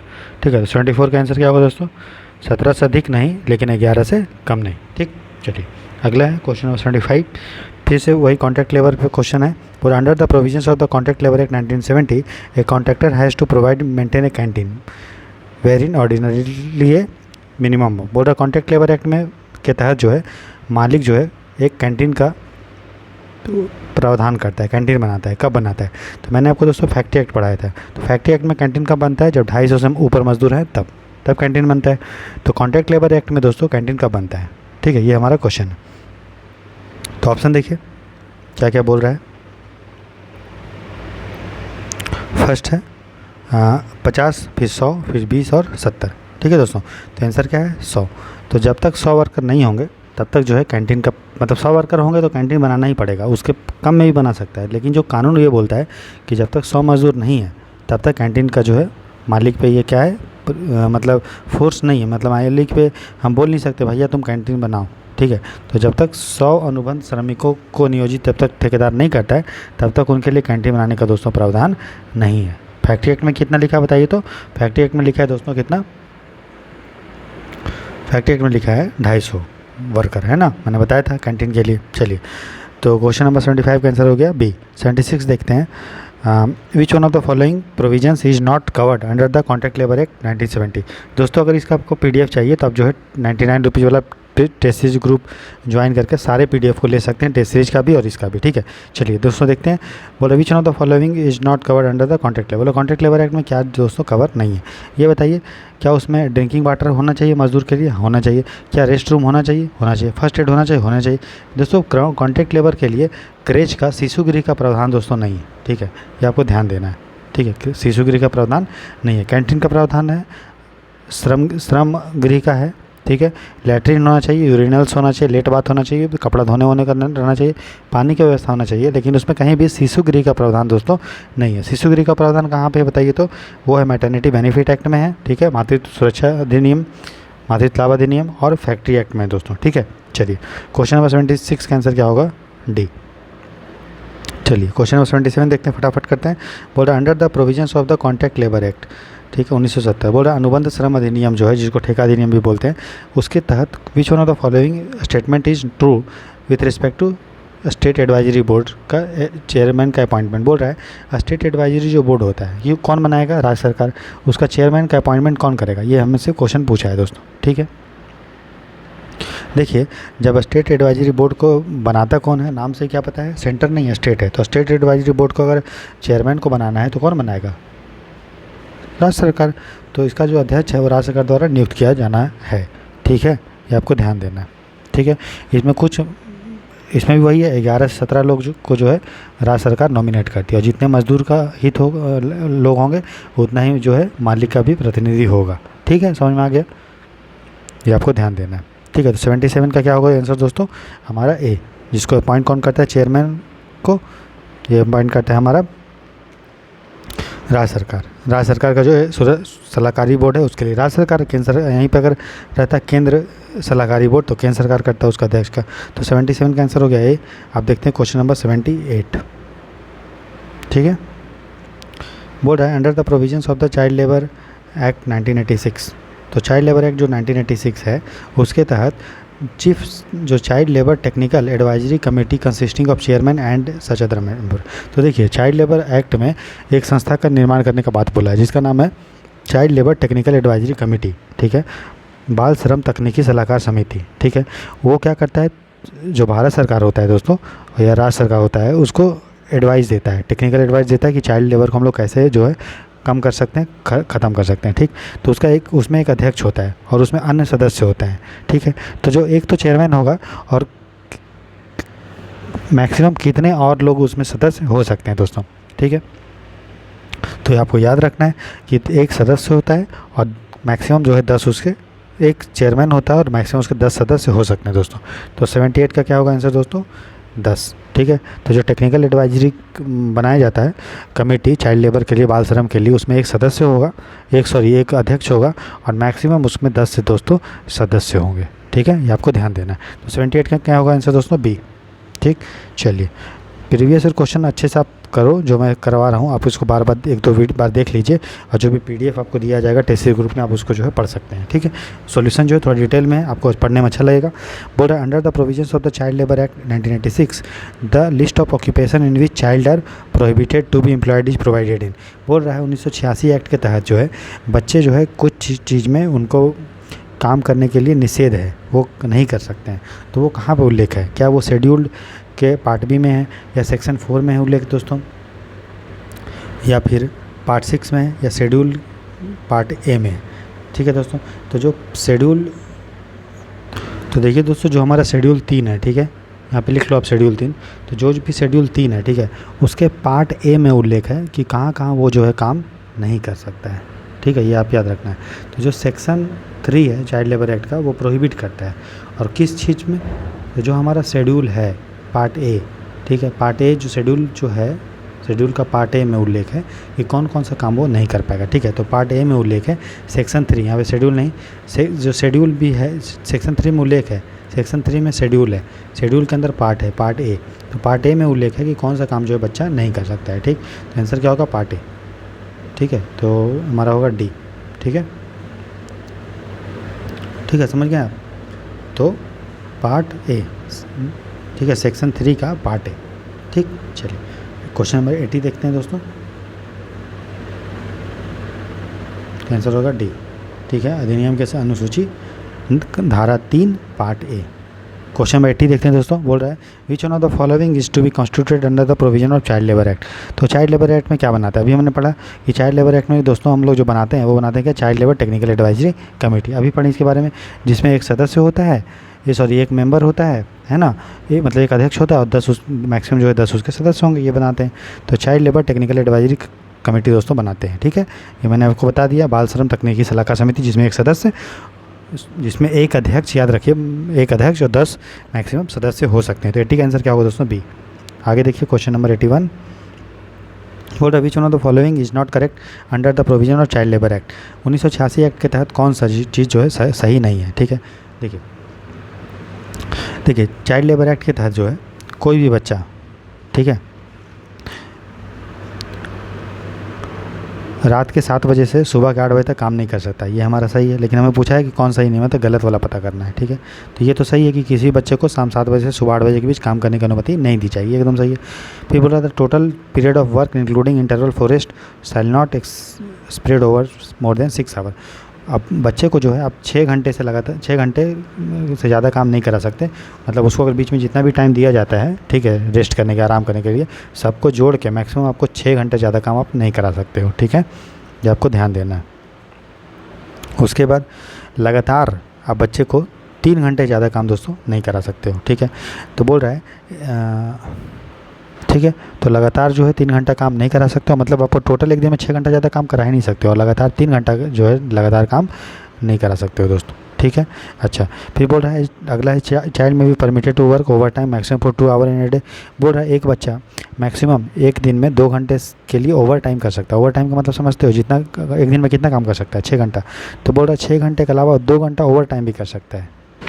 तो देखिए दोस्तों, जो चाइल्ड लेबर एक्ट है उसमें जो बच्चा होता है दोस्तों, उससे हम लोग ओवर टाइम नहीं करवा सकते हैं, तो है ना। तो ये जो 2 घंटे का टाइम लिखा हम लोग करवा ही नहीं सकते हैं, ठीक है, उससे ओवर टाइम। ठीक है, तो जो हमारा सही होगा वो जो गलत पहचानना है, तो हमारा तीसरा कथन ही गलत है। ठीक है, 81 का सी। ठीक, बाकी ये ठीक है। बोला no child shall work for more than 3 hour. हमने बता दिया कि एक लगातार आप जो है 3 घंटा काम करा के 1 घंटा रेस्ट कर सकते हैं, लगातार आप उसको जो है काम 3 घंटे ज़्यादा नहीं करा सकते। तो ये भी हमारा सही है। तो जो गलत यही था कि हम लोग जो है ओवर टाइम बच्चों से नहीं करा सकते हैं, ठीक, एक दिन में 2 घंटा। ठीक है, चलिए आगे क्वेश्चन नंबर 82। बोल रहा है under the provisions of the payment of gratuity act. दोस्तों पता है आपको ग्रेचुटी दिया जाता है, कितना दिया जाता है, 20 लाख रुपये मैक्सिमम। ठीक है, 20 लाख मैक्सिमम को ग्रेचुटी मिलता है। तो बोल रहे हैं an employer is liable to pay the amount of gratuity within. तो जब भी ग्रेचुटी मिलना का रहेगा तो उसके कितना दिन के अंदर जो है मालिक जो है ग्रेचुटी देता है, ये मैंने आपको पढ़ाया था।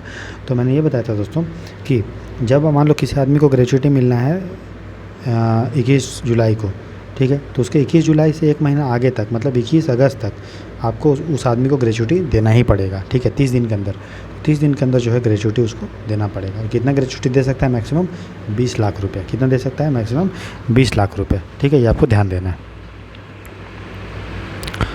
उसका नेक्स्ट देखते हैं दोस्तों, क्वेश्चन नंबर 83।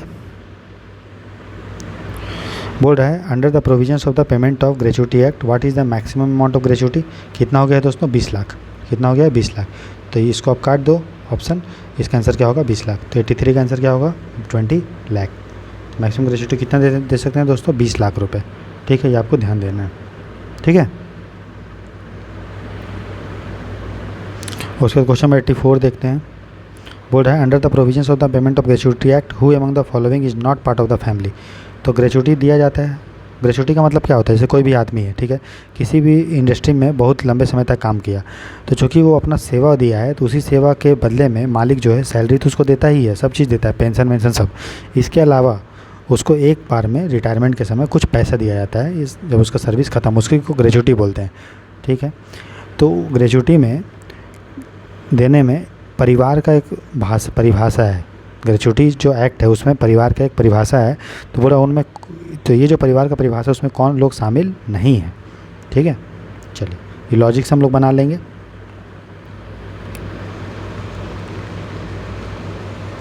बोल रहा है कि अच्छा ग्रेचुटी में किसमें बोला, मेल एम्प्लॉय, मतलब कोई अगर आदमी काम कर रहा है तो उसके परिवार में कौन शामिल नहीं होते हैं ग्रेचुटी एक्ट के लिए। ठीक है दोस्तों। बोल रहा है हिज चिल्ड्रेन वेदर मैरिड और अनमैरिड, बोल रहे उसके बच्चे इसमें शामिल है, चाहे वो मैरिड हो या इनमैरिड हो, तो ठीक है, सही बात है, ठीक है। वो बोल रहा है children of his pre disease daughter, उसकी जो बेटी है, ठीक है, मतलब देखो यहाँ पे लिखा हुआ है उनकी पूर्व मृत बेटी के बच्चे, तो उसकी बेटी जो थी जो मर चुकी है उसके बच्चे इस वो दोस्तों ये परिवार में शामिल नहीं होते हैं पेमेंट ऑफ ग्रेच्युटी में, ये आपको ध्यान देना, ठीक है।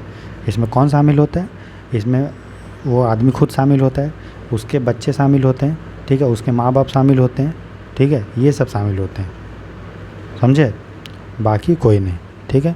अच्छा, फिर उसके जो वाइफ होती है उसकी पेरेंट शामिल होता है, सही बात है, उसके माँ बाप शामिल होते हैं, लेकिन हाँ उसकी बेटी मर चुकी है तो उसके जो बच्चे हैं वो इसमें शामिल नहीं होते हैं। परिवार का मतलब आप ये समझ लो, परिवार मतलब उसका बेटा जो एडल्ट नहीं है वो, चाहे वो लड़का हो या लड़की हो, उसका माँ बाप डिपेंडेंट हो, उसकी पत्नी का माँ बाप जो डिपेंडेंट हो, बस यही लोग शामिल होंगे, और वो आदमी खुद और उसकी पत्नी ग्रेच्युटी एक्ट के लिए, ठीक है। तो 85 का आंसर क्या होगा दोस्तों, बी, जिसमें उसकी पूर्व मृत बेटी के बच्चे शामिल नहीं है, ठीक है। चलिए क्वेश्चन नंबर 85 बोल रहा है और under the provisions of the payment of gratuity act what is the minimum period of service an employ must have serve to make him eligible for gratuity. बोल रहा है कि ग्रेच्युटी भुगतान अधिनियम 1972 के तहत कोई आदमी कितना साल तक सर्विस करेगा तब उसको ग्रेच्युटी हम दे सकते हैं। तो मैंने आपको बताया था जब तक कोई आदमी दोस्तों 5 साल सेवा नहीं देता है तब तक उसको ग्रेच्युटी पाने का हकदार नहीं है। मालिक उसको दे सकता है लेकिन उसका वो अधिकार नहीं है। अगर 4 साल काम किया तो मालिक उसको दे सकता है, लेकिन अगर वो 5 साल किया है तो उसको ग्रेच्युटी पाने के लिए वो एलिजिबल है दोस्तों, ठीक है। तो क्या होगा आंसर 85 का बी। लेकिन वही मान लो कोई आदमी है वो 5 साल के पहले 2 साल में मर गया तो क्या उसको 5 साल नहीं उसको नहीं मिलेगा क्या? नहीं, उसको भी मिलेगा। तो ये जो कंडीशन है ना 5 साल वाला वो अप्लीकेबल नहीं है कि मरने का, ठीक है, समझ रहे हो, या किसी को चोट लग गया तो उसके लिए अप्लीकेबल नहीं है। बाकी नॉर्मल केस में 5 साल का कार्यकाल होना चाहिए अगर आपको ग्रेच्युटी लेना है तब, ठीक है। तो 85 का आंसर क्या होगा? बी। ये आपको ध्यान देना है। आगे देखिए क्वेश्चन 86 बोल रहा है under the provisions of the building and other construction work regulation of employment and condition of service act 1996 employment of how many female construction worker made it mandatory for providing creche facility. तो बोल रहा है building and construction work, आप समझ रहे हो, भवन एवं अन्य सनिर्माण कर्मकार जो अधिनियम है 1996 का, तो उसके तहत कितना महिला किसी भी कंस्ट्रक्शन वर्कर मतलब कोई बिल्डिंग बना रही है तो उसमें कितने महिला होंगी कामगार के रूप में, तभी उसके लिए हम लोग क्रेचे का प्रावधान करेंगे। कितना महिला होना चाहिए तभी क्रेच मतलब शिशुगृह का प्रावधान करेंगे दोस्तों, ठीक है। तो ये लिखा गया है जब तक जो है 50 महिला नहीं होगी किसी भी इंडस्ट्री को बनाने में तब तक जो है उसके लिए हम लोग क्रेच का प्रावधान नहीं करेंगे। तो कम से कम 50 महिला होनी चाहिए बिल्डिंग एंड कंस्ट्रक्शन वर्कर अधिनियम के तहत, तभी जो है उसके लिए शिशुगृह का प्रावधान हम लोग कर सकते हैं, ठीक है। तो 86 का क्या होगा दोस्तों? डी। मुझे आप कमेंट सेक्शन में लिख के बताइए कि जो मैटरनिटी बेनिफिट है उसमें कितना महिला रहेगी तब क्रेच का प्रावधान करेंगे, ठीक है, 30 है या 50 है ये बताइए। और फैक्ट्री एक्ट जो है उसमें कितना महिला होगी तब जो हम लोग क्रेच का प्रावधान करेंगे शिशुगृह का, वो बताइए। देखिए बिल्डिंग एंड कंस्ट्रक्शन वर्कर में तो 50 है, लेकिन फैक्ट्री एक्ट में कितनी महिलाएं होना चाहिए और मैटरनिटी बेनिफिट जो है उसमें कितना होना चाहिए ये मुझे कमेंट सेक्शन में आप लिख के बताओ दोस्तों, ठीक है। तो ऐसी महिलाएँ मैं बता दे रहा हूँ कंस्ट्रक्शन वर्कर में 50 ऐसी महिलाएँ होना चाहिए जिनका जो बच्चा है वो 6 साल से कम उम्र का है। अगर ऐसे बच्चे हैं, ठीक है, ऐसी महिलाएं हैं तो उनके 6 साल से कम तक बच्चे के लिए जो है शिशुगृह का प्रावधान होगा, ठीक है। चलिए आगे तो 86 का आंसर हो जाएगा डी। समझ में आया? अब 87 देखते हैं दोस्तों। बोल रहा विच one of the following is not a statutory provision under the building and other construction workers. बोल रहा कौन कौन सा जो है ये जो है संवैधानिक प्रावधान नहीं है कि इसमें building and other construction worker वाले कानून में, ठीक है। क्या बताइए? पीने का पानी होना चाहिए नहीं होना चाहिए? एकदम होना चाहिए, तो होगा ही। फिर बोल रहा है एकोमोडेशन है क्या कंस्ट्रक्शन वर्कर के लिए? हाँ होने चाहिए। कहाँ रहेगा भैया? लैट्रिन यूरिनल होना चाहिए। रेस्ट रूम और लंच रूम का प्रावधान दोस्तों नहीं। आपने कहीं देखा है क्या अगल बगल कि जहाँ पे बिल्डिंग बन रही थी कि वहाँ पे रहने का इंतजाम थोड़ा मोड़ा जो भी होगा झुग्गड़ झोपड़ी टाइप, ठीक है। लैट्रिन यूरिनल होगा ही, ठीक है, और ड्रिंकिंग पानी का होगा, लेकिन रेस्ट रूम और लंच रूम इसका दोस्तों प्रावधान नहीं है। क्रेच का है, क्रेच का है, शिशुगृह का है, 50 महिला अगर है तो क्रेच का भी है, पीने का पानी का है, आवास का है, शौचालय मूत्रालय, लेकिन रेस्ट रूम और श्रम रूम जो मतलब जो क्या उसको बोलते हैं, रेस्ट रूम को क्या बोलते हैं, जहाँ पे आराम रूम है ना, वो सब का प्रावधान नहीं है, ठीक है। लंच रूम का नहीं। तो 87 का क्या होगा? डी, ठीक है। चलिए क्वेश्चन नंबर 88 देखते हैं। तो किस अधिनियम में ये भी आपको देखना है कि इसमें बिल्डिंग कंस्ट्रक्शन यहीं अगर फैक्ट्री रूम रहता है तो रेस्ट रूम का है ना, और लंच रूम का भी है, कैंटीन तो लंच रूम ही बोलते हैं, है ना। चलिए क्वेश्चन नंबर 88 बोल रहा है under the provision of the building and other construction worker act 1996 the employer of the establishment has to appoint a safety officer. देखिए फैक्ट्री एक्ट में हम लोगों ने सुरक्षा अधिकारी के बारे में बोला था कि किसी भी अगर इंडस्ट्री में अगर 1000 वर्कर हैं तो उसके लिए जो है फैक्ट्री में सुरक्षा अधिकारी का नियुक्ति जो है मालिक करेगा, ठीक है। लेकिन बोल रहा है कि बिल्डिंग कंस्ट्रक्शन वर्कर में कितने मजदूर होंगे तो सुरक्षा अधिकारी का नियुक्ति दोस्तों होना चाहिए, ठीक है। तो देखिए जब भी किसी भी इंडस्ट्री में अगर 500 वर्कर हैं या उससे ऊपर हैं तो सुरक्षा अधिकारी का नियुक्ति जो है मालिक के द्वारा किया जाना चाहिए, ये आपको ध्यान देना है, ठीक है। 500 से अधिक अगर है तो उसके लिए सुरक्षा अधिकारी का नियुक्ति दोस्तों किया जाना चाहिए, ठीक है, ये आपको ध्यान देना है। और अगर यहीं पे फैक्ट्री एक्ट लिखता तो आप लिखते 1000 वर्कर, ठीक है। और कल्याणकारी अधिकारी वेलफेयर ऑफिसर रहता फैक्ट्री एक्ट में तो कितना मैंने बताया था 500 वर्कर। ये आपको ध्यान रखना है, ये सब छोटा छोटा चीज़, ठीक है। ये सारा चीज़ मैंने आपको 20-25 पेज में पढ़ाया है PDF में, तो PDF आसानी से आप पढ़ सकते हो, ले सकते हो। आप 99 रुपीज़ में पूरा PDF सब आपको मिल जाएगा, सभी सब्जेक्ट का, आसानी से आप उसको धड़ाधड़ रिवीजन कर सकते हो, ठीक है। क्वेश्चन नंबर 89 देखिए दोस्तों, बोल रहा है under the provisions of the building and other construction workers Regulation of Employment and Condition of Service Act 1996, a building worker who has been registered as a beneficiary can contribute to the fund created under the act till he attains the age of। बोल रहा है भवन एवं अन्य सन्निर्माण कर्मकार के प्रावधानों के अंतर्गत जो 1996 का अधिनियम है, एक भवन निर्माण श्रमिक जो लाभार्थी के रूप में पंजीकृत है, ठीक है, बेनिफिशियरी है, अधिनियम के तहत एक कोष बनाया जाता है, ठीक है, एक फंड बनाया जाता है। बोला कब तक वो जो है इसमें कम कंट्रीब्यूशन दे सकता है, कब तक, कितने उम्र तक। मतलब देखिए बोल रहा है कि बिल्डिंग कंस्ट्रक्शन एक फ़ंड बनाते हैं, उस फंड में जो भी बेनिफिशियरी है, मतलब कौन बेनिफिशियरी होगा, मजदूर, तो उसमें मजदूर अपना क्या रजिस्टर कर सकता है फंड में, और उस फंड में पैसा दे सकता है, फिर उस फंड से उसको जो है बाद में पैसा दिया जाएगा, ठीक है, किसको, मजदूर को, जो उसको लाभार्थी है, ठीक है। तो कब तक दे सकता है दोस्तों, तो जब तक उसका 60 साल नहीं हो जाता है तब तक उसमें वो फंड दे सकता है, और 60 साल जैसे ही कंप्लीट हो जाएगा फिर उसको उसी फंड से उसका कल्याण के लिए काम किया जाएगा, ठीक है। तो 89 का क्या होगा आंसर दोस्तों, 60 साल B, ठीक है। तो उसका एज होना चाहिए 18 साल और 60 साल तक वो कंट्रीब्यूशन दे सकता है, ठीक है। और ये जो फैसिलिटी है वो उसके लिए अप्लीकेबल है जो किसी भी फैक्ट्री में कम से कम किसी भी मतलब कंस्ट्रक्शन में 90 दिन काम करता है। तो अगर वो 90 दिन से अधिक काम करता है तो उसी इंडस्ट्री में या उसी मतलब कंस्ट्रक्शन साइट में उसको अगर उम्र 18 या 60 साल से कम है तब वो कंट्रीब्यूशन दोस्तों कर सकता है। बात समझ में आ गया, ठीक है। तो इसलिए 60 साल तक वो कंट्रीब्यूशन कर सकता है, 18 साल मिनिमम एज होना चाहिए, 60 साल मैक्सिमम, और वो वहीं पे करेगा जहाँ पे उसने 90 दिन तक काम किया है, ठीक है। तो आंसर क्या होगा 89 का दोस्तों B। चलिए आगे देखिए क्वेश्चन नंबर 90 है, बोल रहा है under which of the following act the registration of trade union is void according to the trade union act. बोल रहा है मैंने आपको बताया था ट्रेड यूनियन एक्ट पढ़ाया था, तो उसके बारे में बताया था कि ट्रेड यूनियन एक्ट किस चीज़ पे नहीं लगता है, वही हमारा क्वेश्चन है। तो मैं बताया था चाहे वो सोसाइटी रजिस्ट्रेशन एक्ट हो या कोऑपरेटिव सोसाइटी एक्ट हो या कंपनी एक्ट हो, तीनों एक्ट में जो है ट्रेड यूनियन एक्ट दोस्तों नहीं लगता है, ठीक है। तो अगर कोई भी संस्था सोसाइटी रजिस्ट्रेशन एक्ट से बनी है या सहकारी समिति अधिनियम से बनी है या कंपनी एक्ट से बनी है तो उसके लिए ट्रेड यूनियन एक्ट दोस्तों नहीं लगता है, ठीक है। तो आंसर होगा 1, 2 एंड 3 C, ठीक है। ये सब मैंने आपको बढ़ाया है। तो 90 का क्या होगा आंसर दोस्तों C। आगे देखिए क्वेश्चन नंबर 91 है, बोल रहा है what is the maximum aggregate fine provided in the trade union act for continuous failure by trade union to submit returns under the act. बोल रहा है ट्रेड यूनियन एक्ट में आपको पता है कि जो ट्रेड यूनियन होता है उसको रिटर्न जमा करता है। रिटर्न का मतलब होता है कि कितना मैंने कमाया है, कितना मैंने इनकम टैक्स दिया है, कितना पैसा आया, कितना पैसा गया, उसको रिटर्न जो दोस्तों जमा करना पड़ता है, ठीक है। तो अगर वो रिटर्न नहीं देता है एनुअली या कभी भी जब उसको देना हो तो उस पर कितना जुर्माना दोस्तों लग सकता है, ठीक है। तो देखिए उसको मैक्सिमम जो है जुर्माना उसको लग सकता है दोस्तों वो 5 रुपया, ठीक है। मिनिमम 5 रुपये लगेगा, ठीक है। और मैक्सिमम जो उसका टोटल एग्रीगेट पूछा है ना, मैक्सिमम कितना लगा सकते हैं, बार बार फेलियर हुआ है तो कंटिन्यूस फेलियर, तो मैक्सिमम 50 रुपये लगा सकते हैं, ठीक है, जुर्माना, अगर वो ट्रेड यूनियन जो है अपना रिटर्न जो है नहीं दिया है सरकार को, तो ठीक है। तो 91 का आंसर हो गया ये। आप क्वेश्चन नंबर 92 देखते हैं। क्वेश्चन नंबर 92 देखते हैं दोस्तों, फटाफट करते हैं। बोल रहा है according to the trade union act 1926 which one of the following purpose the general fund of a registered trade union may not be spent. मैंने बताया था दोस्तों, देखिए ट्रेड यूनियन एक्ट जब पढ़ाया था तो मैंने बताया था 2 टाइप का फंड बनता है, एक फंड बनता है जनरल फंड और दूसरा बनता है पॉलिटिकल फंड, ठीक है। तो जनरल फंड बनता है दोस्तों, उसको हम लोग पॉलिटिकल पर्पस के लिए यूज़ नहीं कर सकते। जनरल फंड हम लोग यूज कर सकते हैं बस ट्रेड यूनियन का सैलरी वैलरी देने के लिए, फिर उसका प्रचार प्रसार करने के लिए। हम लोग पॉलिटिकल पर्पस के लिए इसका यूज दोस्तों नहीं कर सकते हैं, ठीक है, ये मैंने आपको बताया था, ठीक है। तो बोल रहा है देखिए ट्रेड डिस्प्यूट कुछ होता है तो कर सकते हो। अगर कोई ट्रेड यूनियन के भी सदस्यों का कोई भी डिस्प्यूट हुआ है, औद्योगिक विवाद, कर सकते हो। मेंबर्स को कोई अलाउंस देना है, ठीक है, भत्ता देना है, कर सकते हो। लेकिन हाँ, लेकिन अगर कोई मेंबर है, कोई अगर पॉलिटिकल पार्टी से जुड़ा हुआ है, लेजिस्लेटिव बॉडी से जुड़ा हुआ है, तो उनके लिए आप नहीं कर सकते। उनके लिए हम अलग से फ़ंड बनाते हैं, ठीक है, जिसको स्पेसिफिक फंड बोलते हैं या उसको नॉन पॉलिटिकल फंड बोलते हैं दोस्तों, ठीक है।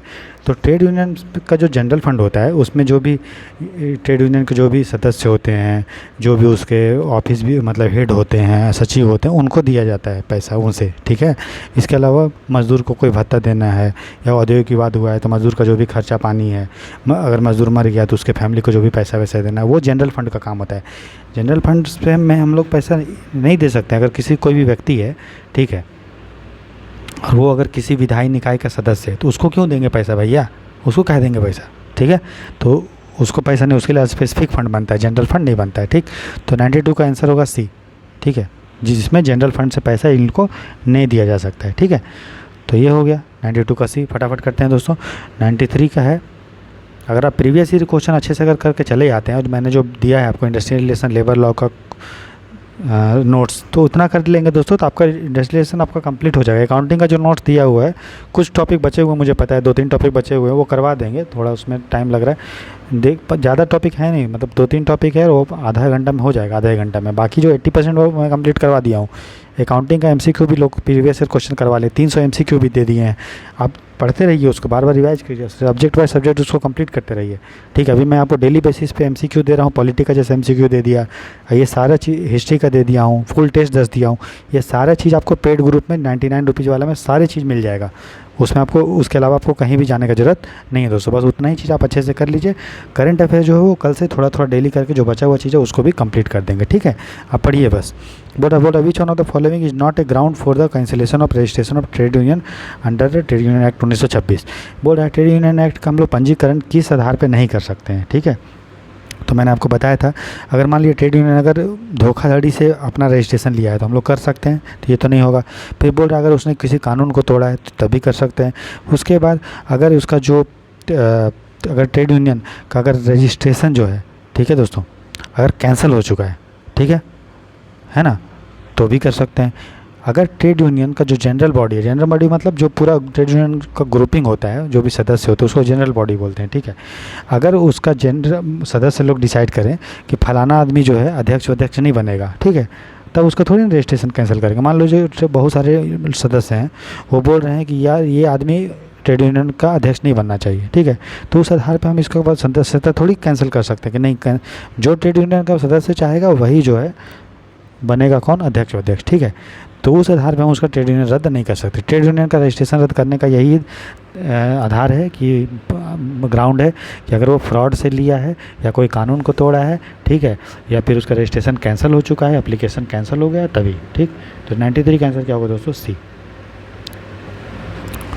अगला क्वेश्चन नंबर 94 बोल रहा है for registering A trade union under the trade union act 1926 which one of the following is the minimum number of worker. मैंने बताया था 10% या 100 दोनों में से कम है, ये तो होना ही चाहिए, प्लस 7 लोग भी होना चाहिए रजिस्ट्रेशन करने के लिए, ठीक है।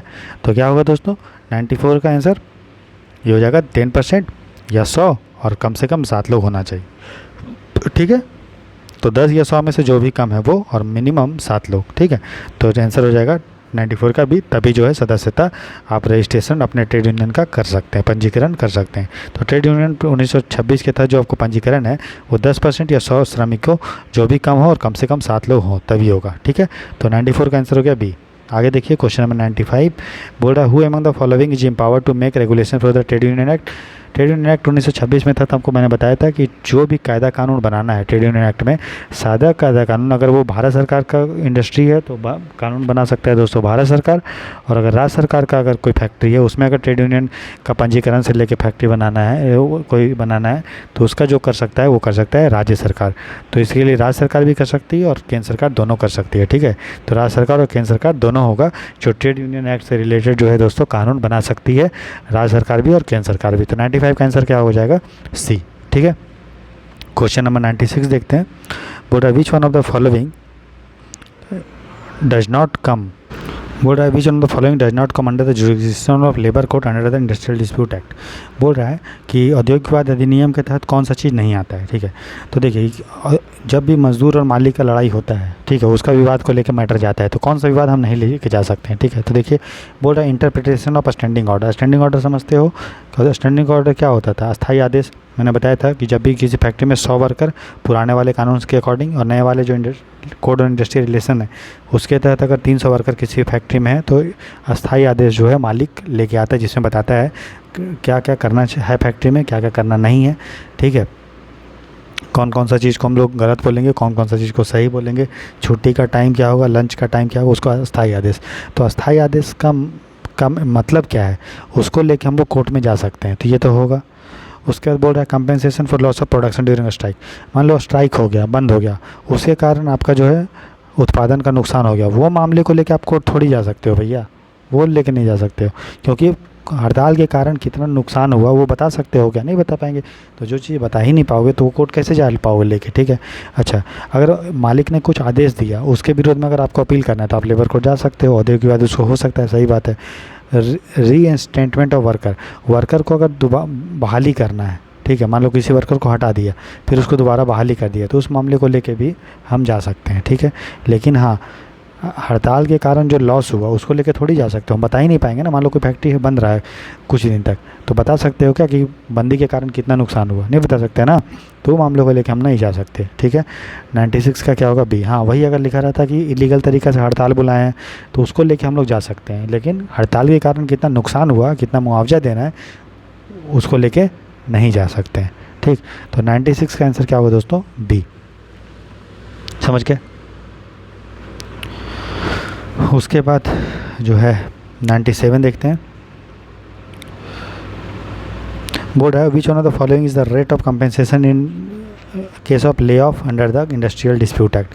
बोल रहा है अगर किसी भी आदमी को हम लोग जो ले ऑफ करते हैं, ले ऑफ समझते हो? मैंने बताया था कोई भी आदमी अगर कोई फैक्ट्री है, अगर उसमें नेचुरल रिसोर्स का नहीं रहा तो नहीं है, अभी अवेलेबल नहीं है, तो फैक्ट्री के चलाने से कोई मतलब नहीं है। कैसे चलाएगा फैक्ट्री? नेचुरल रिसोर्स है ही नहीं। तो मान लीजिए कोई बिजली बनाने वाली की कंपनी है, ठीक है, कोयला जला के बिजली बनाती है, अब कोयला उसके बाद है ही नहीं, तो उस कुछ टाइम के लिए, टेम्परेरी टाइम के लिए, अस्थायी टाइम का समय के लिए कुछ वर्कर को जो है मालिक फैक्ट्री से अभी नहीं रखता है, ठीक है। तो जब तक वो नहीं रहेगा फैक्ट्री, मतलब मालिक जब तक उसको नहीं रखेगा नौकरी पे, जब तक नेचुरल रिसोर्स नहीं है तब तक जो है उसको कुछ समय के लिए जो है देना पड़ता है पैसा, ठीक है। तो कितना पैसा देना पड़ता है दोस्तों? तो जितना भी उसका तनख्वाह है, ठीक है, उसका 50% उसको देना पड़ेगा, ठीक है। 50% ऑफ टोटल वेज और महंगाई भत्ता दोनों को मिला के, ठीक है। तो मूल मजदूरी और डीए का 50% देना पड़ेगा अगर कोई मालिक जो है औद्योगिक विवाद अधिनियम के तहत काम बंदी के मामले में, काम बंदी समझ रहे हो कि अभी जो है काम नहीं है, क्यों? क्योंकि नेचुरल रिसोर्स नहीं है, तो उसको अगर हटाता है तो 50% बेसिक वेज और डीए का देना पड़ेगा। तो 97 का आंसर क्या हो गया? ए। क्वेश्चन नंबर 98 देखते हैं। बोल रहा है according to the industrial dispute act 1947 temporary closing down and permanent closing down of a employment are respectively refer to. अगर मान लो किसी फैक्ट्री को टेम्पररी क्लोज कर रहे हैं, तो मैंने बताया था ना टेम्पररी कब क्लोज करते हैं? जब फैक्ट्री में सामान नहीं है, तो उसको ले ऑफ बोलते हैं। और परमानेंट क्लोजिंग मतलब तालाबंदी, तो ले ऑफ मतलब टेम्पररी, और ठीक है, और परमानेंट क्लोजिंग डाउन और कौन कर रहा है? मालिक, तो उसको बोलते हैं लॉकआउट। सॉरी, उसको क्या बोलते हैं? तालाबंदी भी टेम्पररी होता है, ठीक है, उसको क्या बोलते हैं? क्लोजर। क्लोजर का मतलब क्या होता है दोस्तों? बंद कर देना, ठीक है, परमानेंट, ठीक है। तो ले ऑफ मतलब छटनी करना, तो ये तो नहीं होगा। देखिए ले ऑफ में फैक्ट्री बंद नहीं है, फैक्ट्री चल रहा है, लेकिन मजदूर की संख्या घटा दी है। क्यों? क्योंकि नेचुरल रिसोर्स नहीं है। समझ आ रहा है दोस्तों? तो मालिक अगर टेम्पररी बंद करता है फैक्ट्री तो उसको बोलते हैं लॉकआउट अस्थायी रूप से, और अगर परमानेंट करता है तो उसको बोलते हैं क्लोजर, ठीक है। और स्ट्राइक क्या होता है? मजदूर बुलाता है, और लॉकआउट कौन बुलाता है? मालिक बुलाता है। ले ऑफ क्या होता है? मैंने बता दिया। तो आंसर क्या होगा? अगर फैक्ट्री टेम्पररी अगर बंद कर रहा है तो उसको बोलेंगे लॉकआउट, और परमानेंट कर रहा है तो उसको बोलते हैं तालाबंदी, ठीक है। तो उसको क्या बोलते हैं? क्लोजर। लॉकआउट मतलब तालाबंदी और क्लोजर मतलब परमानेंट बंदी। तो सी होगा आंसर, ठीक है। 98 का क्या होगा? सी। क्वेश्चन नंबर 99 देखो।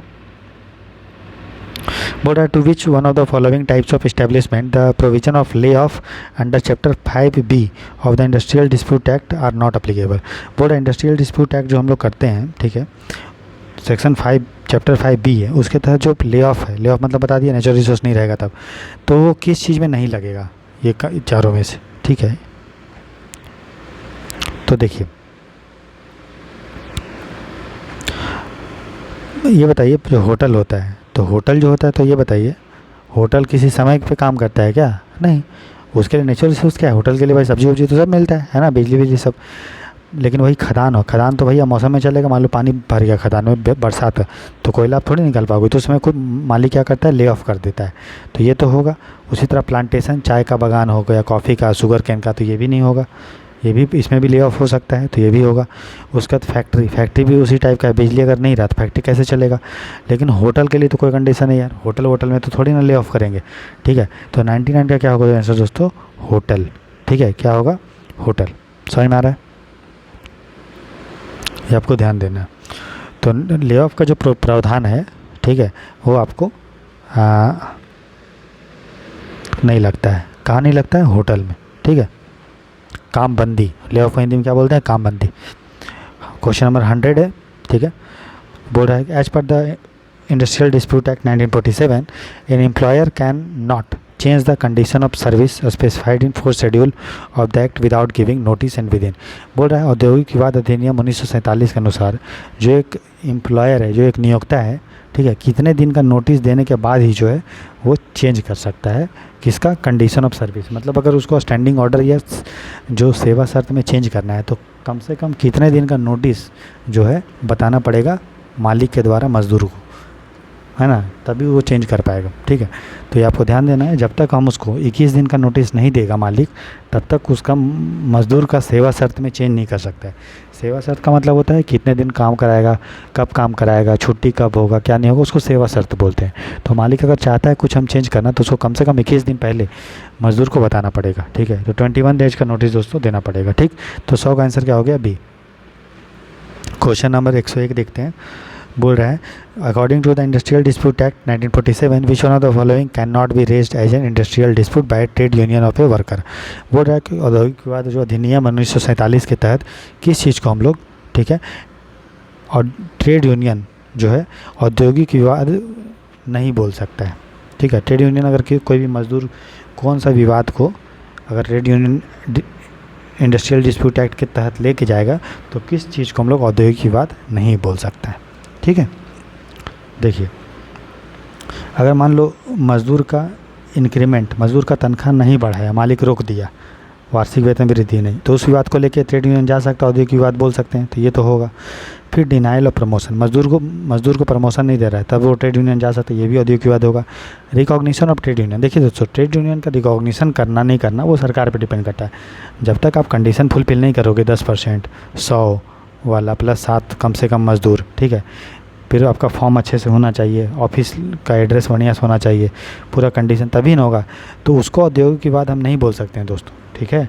तो वो तो सरकार पे डिपेंड करता है। लेकिन हाँ, अगर मज़दूर का तनख्वाह नहीं मिला, मज़दूर को नौकरी से गलत तरीक़ा से निकाल दिया, मज़दूर का सैलरी आप नहीं बढ़ा रहे हो, या फिर जो प्रोबेशन है, प्रोबेशन समझ रहे हो, प्रोबेशन मतलब जो प्रोबेशन जैसे नौकरी होने, कुछ नौकरी में परमानेंट होने से पहले कुछ समय के लिए प्रोबेशन पे रखा जाता है, तो प्रोबेशन अगर नहीं करवा रहे हैं तब भी उस विवाद को लेके औद्योगिक विवाद के रूप में जो ट्रेड यूनियन है वो जा सकता है, ठीक है। तो किसके तहत नहीं जा सकता है कि ट्रेड यूनियन का अगर मान्यता नहीं देता है तो उसको लेके हम नहीं जा सकते हैं औद्योगिक विवाद में, ठीक है। तो 101 का आंसर हो गया सी। क्यों नहीं जा सकते मैंने बता दिया, ठीक है।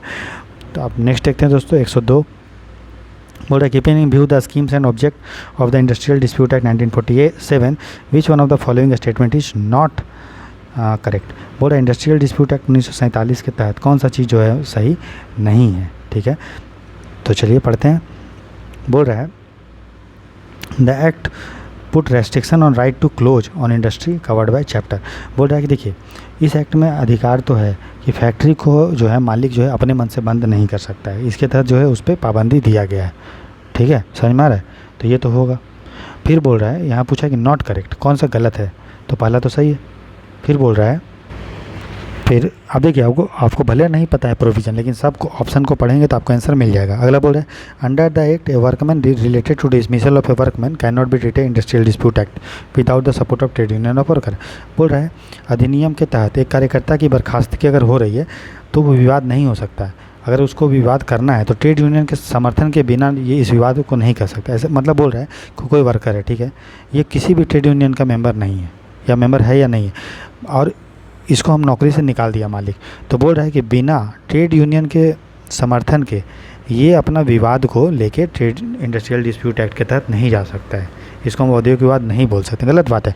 ट्रेड अगर मजदूर को कोई भी दिक्कत है, ठीक है, अगर उसको नौकरी से निकाल दिए तो ट्रेड यूनियन सपोर्ट करे या ना करे, उसको बिना समर्थन के भी उसको औद्योगिक विवाद के रूप में ट्रीटमेंट किया जा सकता है, ठीक है। ऐसा नहीं है कि ट्रेड यूनियन के थ्रू ही जाएंगे, ठीक है, क्योंकि बहुत सारे इंडस्ट्री में ट्रेड यूनियन नहीं होता होगा, है ना, तो क्या तो अगर नौकरी से निकाल देंगे तो क्या उसको नहीं, उसका अधिकार नहीं है? गलत बात, अधिकार है, चाहे वो ट्रेड यूनियन का समर्थन हो या ना हो, ठीक है। तो यही हमारा गलत है दोस्तों, ठीक है। बाकी दोनों सही है कि इस एक्ट का मेन काम यही है कि औद्योगिक विवाद को सॉल्व करना, ठीक है। और इसमें जो है स्ट्राइक्स और लॉकआउट, मतलब देखिए जो औद्योगिक विवाद अधिनियम है ना, उसमें तालाबंदी, लॉकआउट मतलब तालाबंदी पे, और स्ट्राइक पे पाबंदी है, ये आपको ध्यान रखना है। औद्योगिक विवाद अधिनियम जो है तालाबंदी और हड़ताल का निषेध करता है, ये आपको, और कैसा हड़ताल या कैसा तालाबंदी, जो गैर कानूनी हो, ठीक है। तो 102 का आंसर हो जाएगा बी, ठीक है। चलिए, जो गलत है मेरा, क्यों गलत ही इसमें 102 में बताना था। अगला है मतलब विच one of the following actions does not qualify a strike with in the meaning of industrial dispute act. तो दोस्तों मैंने आपको औद्योगिक विवाद अधिनियम में हड़ताल के अर्थ के बारे में बताया था, क्या क्या बताया था, तो देखिए, तो इसमें देखिए पेन डाउन स्ट्राइक होता है। पेन डाउन का मतलब हम काम नहीं करेंगे, स्टे इन का मतलब आएंगे लेकिन काम नहीं करेंगे, ठीक है। देखिए गो स्लो स्ट्राइक पहले था एक टाइप का, गो स्लो मतलब काम करेंगे धीरे धीरे करेंगे, और तो ये वाला पहले स्ट्राइक के डेफिनेशन में था, लेकिन सुप्रीम मतलब कोर्ट जो है बाद में इसको बोला कि नहीं, गो स्लो जो होगा स्ट्राइक के अंदर नहीं आए। गो स्लो मतलब काम करेंगे लेकिन धीरे धीरे करेंगे, ये स्ट्राइक के डेफिनेशन में नहीं आता है, ठीक है। बाकी हम काम नहीं करेंगे या आएंगे लेकिन काम नहीं करेंगे, या टूल डाउन का मतलब मजदूर जो अपना औजार नीचे रख देगा, बोले काम नहीं करेंगे, तो ये सारा चीज़ आता है, लेकिन धीरे धीरे काम करना ये नहीं आता है स्ट्राइक के अंदर, सुप्रीम मतलब कोर्ट के अनुसार, ठीक है। तो गो स्लो नहीं आता है, ठीक है। तो 103 का आंसर क्या होगा? सी। आगे देखिए क्वेश्चन नंबर 104 है, बोल रहा है to which of the following industrial establishment chapter 5B of the industrial dispute act 1947 applies. देखिए चैप्टर 5B में उल्लेख है, ये उन इंडस्ट्री पे लगता है दोस्तों। चैप्टर 5 में हमने ऊपर पढ़ा था ना, पढ़े थे कि नहीं पढ़े थे? यहाँ पे पढ़े थे ना, देखिए यहाँ पे पढ़े थे, ले ऑफ के बारे में पढ़े थे, है ना, कि ले ऑफ कहाँ पे अप्लीकेबल नहीं होता है, काम बंदी, ठीक है। तो उसी में बोल रहा है कि काम बंदी का जो प्रावधान है वो कहाँ पे लगेगा, ठीक है। तो देखिए अगर किसी भी फैक्ट्री में, ठीक है, याद रखिएगा, किसी भी फैक्ट्री में अगर 100 या 100 से कम वर्कर हैं, तो अगर उसको आपको नौकरी से निकालना है तो उसके लिए आपको जो है सरकार से परमिशन लेना पड़ेगा। ये था इंडस्ट्रियल डिस्प्यूट एक्ट 1947 के तहत। हाँ, तो कितना था? 100 वर्कर, 100 वर्कर हैं तभी जो है, 100 वर्कर या 100 से अधिक वर्कर हैं तभी आपको परमिशन लेना पड़ेगा निकालने के लिए। सरकार मतलब फैक्ट्री का मालिक है, किसी फैक्ट्री का मालिक है, उसमें 100 से कम वर्कर हैं, ठीक है। तो अगर इसको नौकरी से निकालना है तो इस आदमी को, मालिक को सरकार से परमिशन नहीं लेना पड़ेगा निकालने के लिए, ठीक है। लेकिन वही अगर 100 वर्कर से ऊपर हैं तो निकाल रहा है तो सरकार से परमिशन लेना पड़ेगा निकालने से पहले, ठीक है। तो ये था इंडस्ट्रियल डिस्प्यूट एक्ट 1947 के तहत। अब क्या है कि सरकार ने इसको चेंज कर दिया है। सरकार ने क्या चेंज किया? जो कोड ऑन इंडस्ट्रियल रिलेशंस है, इसमें ये लिख दिया है कि किसी भी फैक्ट्री में अगर 300 से ऊपर वर्कर हैं तब निकालना है, तभी आपको परमिशन लेना पड़ेगा। 300 वर्कर तक हैं तो उसमें अगर मालिक निकाल रहा है किसी भी मजदूर को तब परमिशन नहीं लेना पड़ेगा, लेकिन 300 वर्कर से अगर ज़्यादा है तब परमिशन लेना पड़ेगा। लेकिन यहाँ में पूछ रहा है इंडस्ट्रियल रिलेशंस को लेके, ठीक है, मतलब इसमें पूछ रहा है औद्योगिक विवाद अधिनियम 1947 को लेके, कोड ऑन इंडस्ट्रियल रिलेशन जो भी आया उसको नहीं लेके नहीं पूछ रहा है। तो उसमें था कि 100 वर्कर अगर हैं उससे कम तक तभी जो है आप निकालने के लिए परमिशन आपको नहीं लेना पड़ेगा, उससे अगर ज़्यादा के लिए मजदूर काम कर रहे हैं तब परमिशन लेना पड़ेगा। इसलिए आंसर हो जाएगा 104 का ए। अगर पूछतेगा कोड ऑन इंडस्ट्रियल रिलेशन के अकॉर्डिंग तो 300 होगा, ठीक है। चलिए क्वेश्चन नंबर 105 देखते हैं दोस्तों। बोल रहा है which one of the following is not true with respect to the strike and lockout in public utility service. तो देखिए अगर पब्लिक यूटिलिटी सर्विस मतलब मैंने बता दिया क्या होता है, बार बार रिपीट नहीं करेंगे, मतलब ऐसा चीज़ जो सार्वजनिक हित का हो, जैसे बिजली, पानी, उसके बाद जो है कोयला, ये सब सबके लिए यूज हो गया है। अगर उसमें स्ट्राइक होता है तो बहुत दिक्कत है। तो उसमें स्ट्राइक को कंट्रोल करने के लिए सरकार ने कुछ प्रावधान किया है। तो सरकार ने ये प्रावधान किया है दोस्तों, ठीक है, कि अगर कोई मैटर कोर्ट में है तो उसको लेके जो है आप जो है स्ट्राइक और तालाबंदी नहीं कर सकते। तो ये था हमारा सही है। तो हम पूछा कौन सा गलत है, फिर बोल रहा है नोटिस रिगार्डिंग स्ट्राइक। अगर पब्लिक यूटिलिटी सर्विस में अगर आपको स्ट्राइक के लिए नोटिस बुलाना है या तालाबंदी के लिए मालिक को अगर नोटिस देना है तो उसको लिए उसको जो है, ठीक है, 14 डेज का नोटिस दोस्तों, 14 डेज और 6 वीक्स या 6 सप्ताह का नोटिस देने के बाद ही जो है मालिक जो है लॉकआउट तालाबंदी कर सकता है और मज़दूर जो है स्ट्राइक कर सकता है, ठीक है। लेकिन यहाँ पे है था 8 वीक्स, तो 8 वीक्स नहीं है, कितना है दोस्तों 6 वीक्स, इसलिए हमारा ये गलत है, ठीक है। तो ये हमें पहचानना था अभी। फिर बोल रहा है employer shall send intimation of the lockout on the day on which it is declare to the authority. तो फिर जो मालिक है जिस दिन तालाबंदी कर रहा है उस, ठीक है, उसका नोटिस जो है बताएगा मालिक जो है सरकार को कि हम जो है इस दिन अपना फैक्ट्री को तालाबंदी कर रहे हैं, ठीक है, ये बताएगा। साथ ही साथ,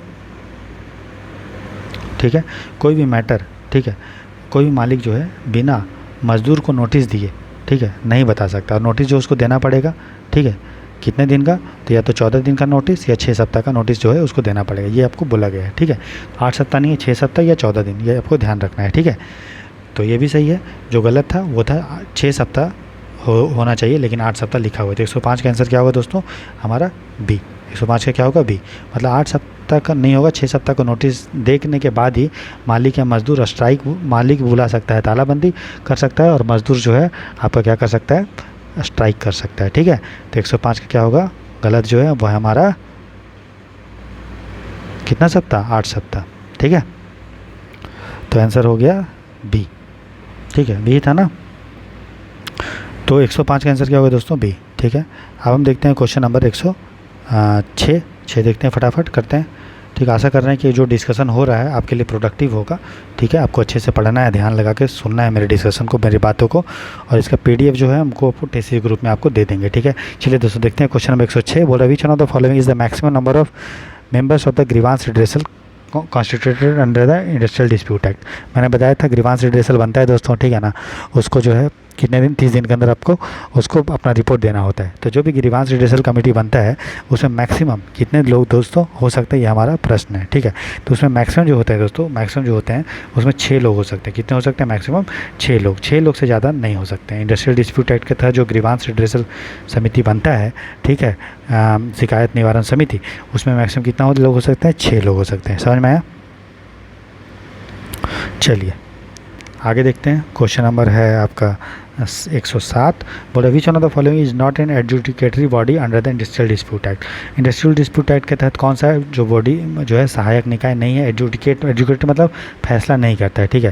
तो देखिए आपको मैंने बताया था दोस्तों कि देखिए लेबर कोर्ट ये फैसला देगा, देखिए कोर्ट ऑफ इंक्वायरी करता है कि भाई सही चीज़ हुआ है या नहीं, वो कोई फैसला नहीं। एडजुडिकेशन मतलब होता है फैसला देना, ये सिर्फ इंक्वायरी करके छोड़ देगा।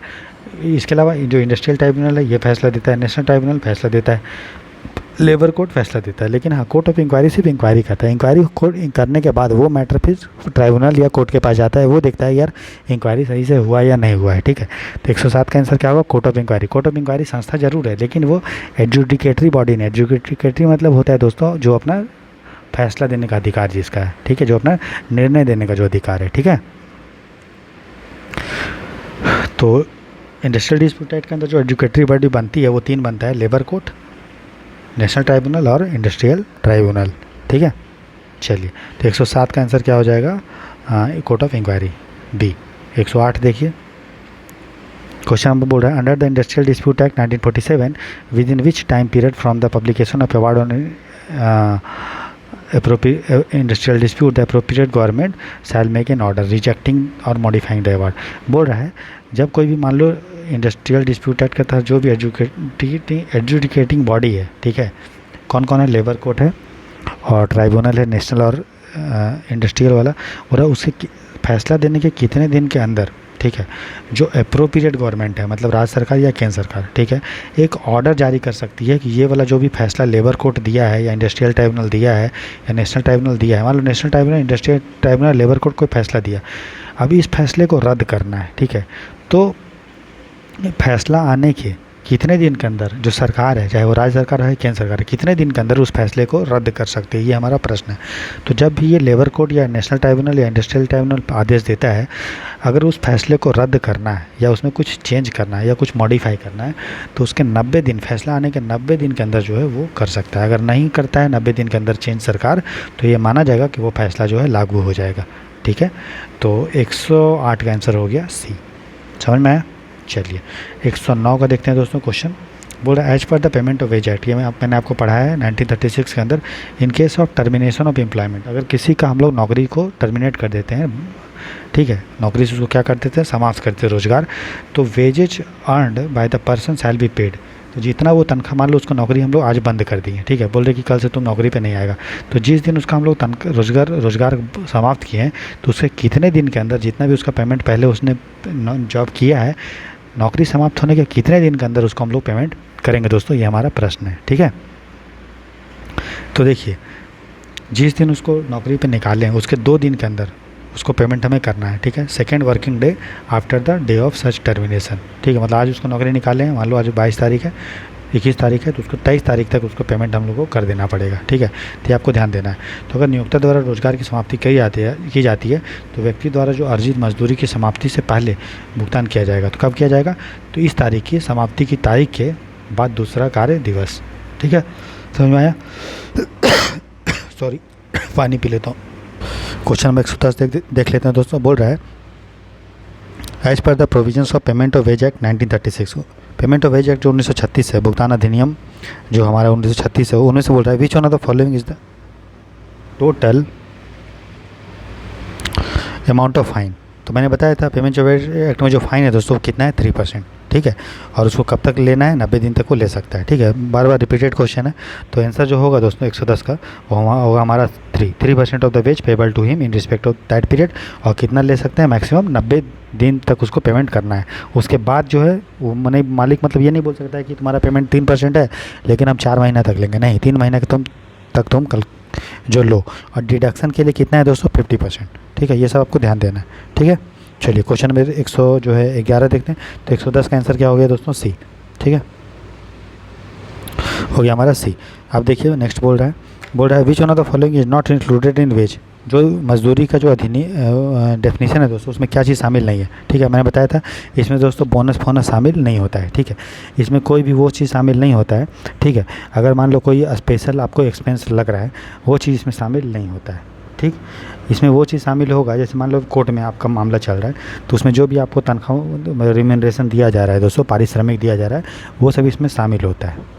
ठीक है, इसमें वो चीज़ शामिल नहीं होगा। कौन सा चीज़, अगर नियोजित व्यक्ति को उसके रोजगार की प्रकृति से होने वाले विशेष खर्चा अगर दिया जाता है तो उसको चुकाने के लिए भुगतान राशि नहीं दिया। स्पेशल एक्सपेंस नहीं है, नॉर्मल एक्सपेंस दिया जाएगा, स्पेशल एक्सपेंस दोस्तों नहीं दिया जाएगा। ठीक है, जैसे मान लो कोई मजदूर है, ठीक है, वो काम के सिलसिले में कहीं गया, ठीक, और उस होटल में रुका है, तो स्पेशल उसका खर्चा हुआ, तो वो सारा चीज़ में खर्चा नहीं है। इसके अलावा जो ओवर टाइम है वो शामिल होता है, मैंने बताया था। कोई लीव अगर वो छुट्टी पे है, ठीक है, लेकिन पेमेंट लीव अर्नड लीव है, बोलते हैं ना, लीव विदाउट पेमेंट नहीं है, लीव विद पेमेंट है, तो वो होगा। इसके अलावा कोई कानून में अगर जो है उसको पैसा खर्च वर्च हो रहा है तो वो सब है। लेकिन हाँ, डिफरेंट स्पेशल बोनस जो है वेज में शामिल नहीं है, बोनस शामिल नहीं है, हाउस एकोमोडेशन नहीं है, हाउस रेंटर अलाउंस है, ये सब है, मैंने बताया था आपको। ठीक है, तो 110 का आंसर क्या होगा दोस्तों, बी। डिफरेंट स्पेशल जो है एक्सपेंस नहीं है, तो 111 का आंसर क्या हो गया, बी। क्वेश्चन नंबर 112 देखते हैं, फटाफट करते हैं दोस्तों। बोल रहा है all the realisation by way of fines shall the payment of wages shall be spent only for. बोल रहा है वेतन अधिनियम 1936 के तहत जो भी हम लोग जुर्माना भुगतान किया जाता है वसूली के रूप में उसको खर्च की जाएगी। ठीक है, किसके लिए, मतलब मालिक जो भी जुर्माना लेता है, ठीक है, तो उसको वो कहाँ पे खर्चा कर सकता है। क्या मालिक उसको घर ले जाएगा अपने, नहीं, उसको कहाँ पे खर्च कर सकता है, तो जितने भी मजदूर हैं, ठीक है, उसके कल्याण के लिए वो खर्च कर सकता है। ठीक है, ये आपको ध्यान देना है। तो ऐसे उद्देश्य पे कर सकता है ठीक है, केवल यहाँ पे केवल लिखा है। तो जो भी जुर्माना लिया जाता है उसको ऐसे उद्देश्य से कर सकता है जो कारखाने या प्रतिष्ठान में कार्यरत व्यक्तियों के लिए फ़ायदेमंद है। तो such purposes beneficial to the person employed in the factory और इस्टेब्लिशमेंट। ठीक है, ये आपको ध्यान देना है। ठीक है, वो उसको फैक्ट्री के विकास के लिए नहीं कर सकता, मजदूरों के हित के लिए कर सकता है। ठीक है, देखिए ये ऑप्शन हो सकता था बी और सी, लेकिन जो डी ऑप्शन है वो उसमें बी और सी को अच्छे से कंपाइल कर दिया है। ठीक है, और अच्छा भी लग रहा है। ठीक है, तो आंसर क्या होगा? डी, 112 का डी। 113 देखिए, बोल रहा है which one of the following is not an authorise deduction from wages of an employed person under the payment of wage act. तो मैंने बताया था कि पेमेंट ऑफ वेज एक्ट में आपको जितना भी तनख्वाह है उसका 50% जो है डिडक्शन हो सकता है। डिडक्शन मतलब होता है कटौती। मैं यहाँ पे फ़ाइन की बात नहीं, जुर्माना की बात नहीं कर रहा हूँ। जुर्माना कितना होगा? 3% आपका तनख्वाह का। ठीक है, लेकिन डिडक्शन जो आपका कटौती हो सकता है वो 50% हो सकता है। तो बोल रहा है इनमें से कौन सा चीज़ जो है कटौती का हिस्सा नहीं है। दोस्तों ये हमारा क्वेश्चन है। बोल रहा है deduction for contribution to insurance scheme. अगर मान लो कोई मजदूर जो है केंद्र सरकार से या राज्य सरकार से कोई भी लिया है आपका इंश्योरेंस, ठीक है, तो उसमें जो भी पैसा कटेगा वो उसका डिडक्शन होगा। तो सही बात है, ये तो होगा, लेकिन पूछा नॉट, तो ये तो होगा, तो ये हमारा आंसर नहीं होगा। ठीक है, तो ए होगा। फिर बोल रहा है डिडक्शन फॉर डैमेज और लॉस ऑफ गुड्स। अगर मजदूर जो है कोई चीज़ को डैमेज कर दिया या उससे कुछ सामान लॉस हो गया है, ठीक है, मतलब कोई मजदूर के अंदर में उस सामान को रखने का जिम्मेदारी था और वो सामान को अच्छे से नहीं रखा, तो उसमें पैसा काटेंगे। सही बात है वो। ठीक है, फिर बोल रहा है इनकम टैक्स। अगर वो मजदूर जो है इनकम टैक्स देना है तो उसके लिए भी कटौती हो सकता है। ठीक है, फिर बोल रहा है deduction for contributor to the employ welfare fund. देखिए, अगर मान लीजिए मजदूर के पैसा से काट के पैसा अगर नियोक्ता व्यक्ति द्वारा मतलब जो पैसा है वो काट के नियोक्ता को योगदान के लिए दिया जा रहा है। देखिए, पैसा जो होना चाहिए वो नियोक्ता के कल्याण निधि में नहीं जाना चाहिए, वो किसके नहीं जाना चाहिए? मजदूर के। अगर मजदूर का पैसा काट रहे हैं तो मजदूर का कल्याण में लगना चाहिए ना, वो एम्प्लॉयर का वेलफेयर फंड में थोड़ी पैसा लगना चाहिए। बात समझ में आ रहा है? तो जो मजदूर का पैसा है वो मजदूर के कल्याण में लगेगा। ठीक है, समझ रहे? तो आंसर क्या होगा? डी। तो अगर नहीं भी पता था तो अगर आप समझे हो भैया मजदूर का पैसा मजदूर में न डालेंगे, ऐसे थोड़ी है कि मजदूर का पैसा काट के मालिक अपने घर में एसी लगा लिया, ये नहीं हो सकता ना भैया। ठीक है, तो 113 का आंसर हो जाएगा डी। ठीक है, चलिए नेक्स्ट बोल रहा है fine impose under the payment of wages act is recoverable on. तो मैंने बताया था कि जो भी फाइन लिया जाता है उसको 90 दिन के अंदर दोस्तों उसको मालिक उसको लेगा, उसके बाद जो है वो नहीं ले सकता है। ठीक है, तो उसको कितने इंस्टॉलमेंट में ले सकता है? ठीक है, ये आपको ध्यान देना है। ठीक है दोस्तों, तो ये प्रश्न का शायद डाउट है। अब बताना, आप मुझे बताओ कि जो भी फाइन लिया जाता है उसको कितने इंस्टॉलमेंट में ले सकते हैं। ठीक है, तो 114 का आंसर आप खुद कमेंट सेक्शन में मुझे लिख के बताइएगा। ठीक है, चलिए क्वेश्चन नंबर 115 देखते हैं दोस्तों। बोल रहा है minimum wage fixed under the minimum wages act 1948 is determined by. बोल रहा है कि न्यूनतम मजदूरी अधिनियम में जो हम लोग न्यूनतम वेतन निर्धारित करते हैं वो कैसे करते हैं। ठीक है, तो मैंने बताया था कि न्यूनतम मजदूरी जो अधिनियम में बताया डिसाइड करता है वो भारत सरकार या राज्य सरकार करती है। ठीक है, और उस एरिया का जो भी आवश्यकता है उसके अकॉर्डिंग करती है। ठीक है, ये बताया था मैंने आपको, है ना। तो ये डिसाइड होता है भारत सरकार। ठीक है, तो इसमें मालिक कितना पैसा दे पाएगा कितना पैसा नहीं दे पाएगा उसके अकॉर्डिंग डिसाइड नहीं होता है। वो डिसाइड होता है कि उस इंडस्ट्री में जो भी मज़दूर हैं उसका कितना नॉर्मल खर्चा है। ठीक है, रोटी कपड़ा मकान के रूप में, और भी उसका महंगाई का क्या रेट चल रहा है। ठीक है, उसका नीड क्या है उसके अकॉर्डिंग। ये डिपेंड नहीं करता है, ऐसे तो मालिक बोलेगा यार हमको पैसा देने का क्षमता नहीं, तो भुगतान करने के लिए नियोक्ता की क्षमता के अनुसार हम लोग डिसाइड नहीं करते हैं। ठीक है, समझ में आया?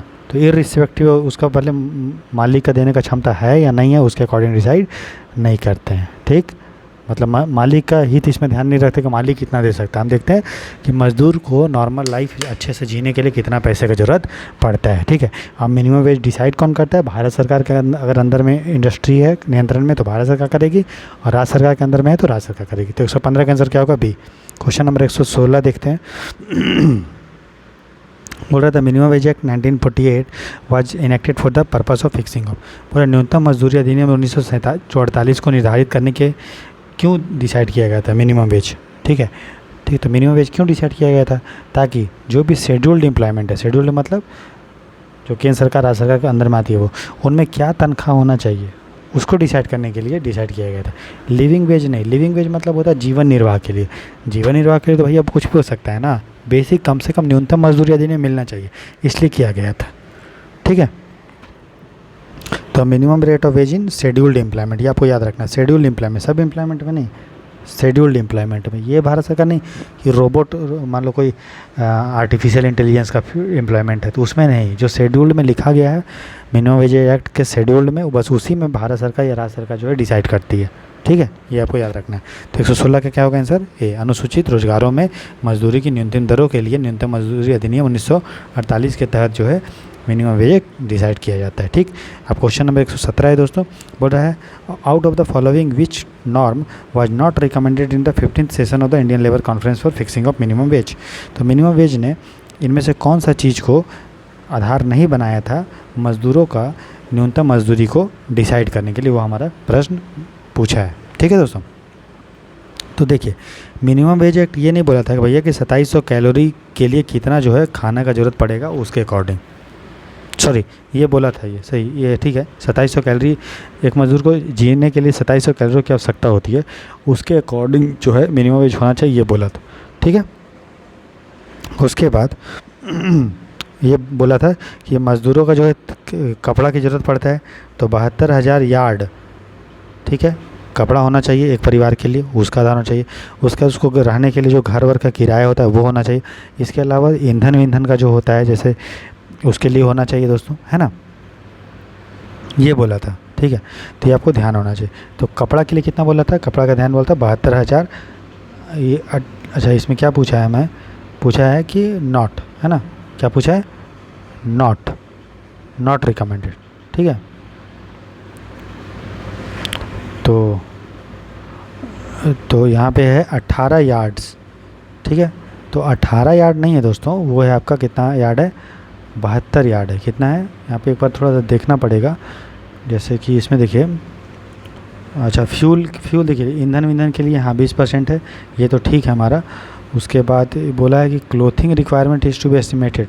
देखिए एक व्यक्ति के लिए पर कैपिटा बोला है ना, तो एक व्यक्ति के लिए 18 यार्ड बोला है, 18 यार्ड होना चाहिए कपड़ा, उसके अनुसार न्यूनतम मजदूरी डिसाइड होगा। और परिवार के लिए कितना बोला है? 72 यार्ड, तो ये भी हमारा सही है। लेकिन हाँ इसके लिए नहीं बोला है कि शिक्षा के लिए, मेडिकल के लिए पूरा तनख्वाह का 20% होना चाहिए, इसको आधार नहीं बनाया था। ठीक है, ये आपको गलत होगा। ठीक है, तो जो 15 सेशन हुआ था लेबर कॉन्फ्रेंस का, उसमें बोला था कि 2700 कैलोरी, 18 यार्ड कपड़ा एक आदमी और 72 पूरा महिला, मतलब पूरा परिवार के लिए, और जो है 20% ईंधन के लिए। हाँ, लेकिन शिक्षा के लिए कोई प्रावधान नहीं रखा था। तो 117 का क्या होगा आंसर? बी। ठीक है, समझ में आ रहा है आपको? चलिए क्वेश्चन नंबर 118 देखते हैं दोस्तों। बोल रहा है as per the minimum wages act 1948 the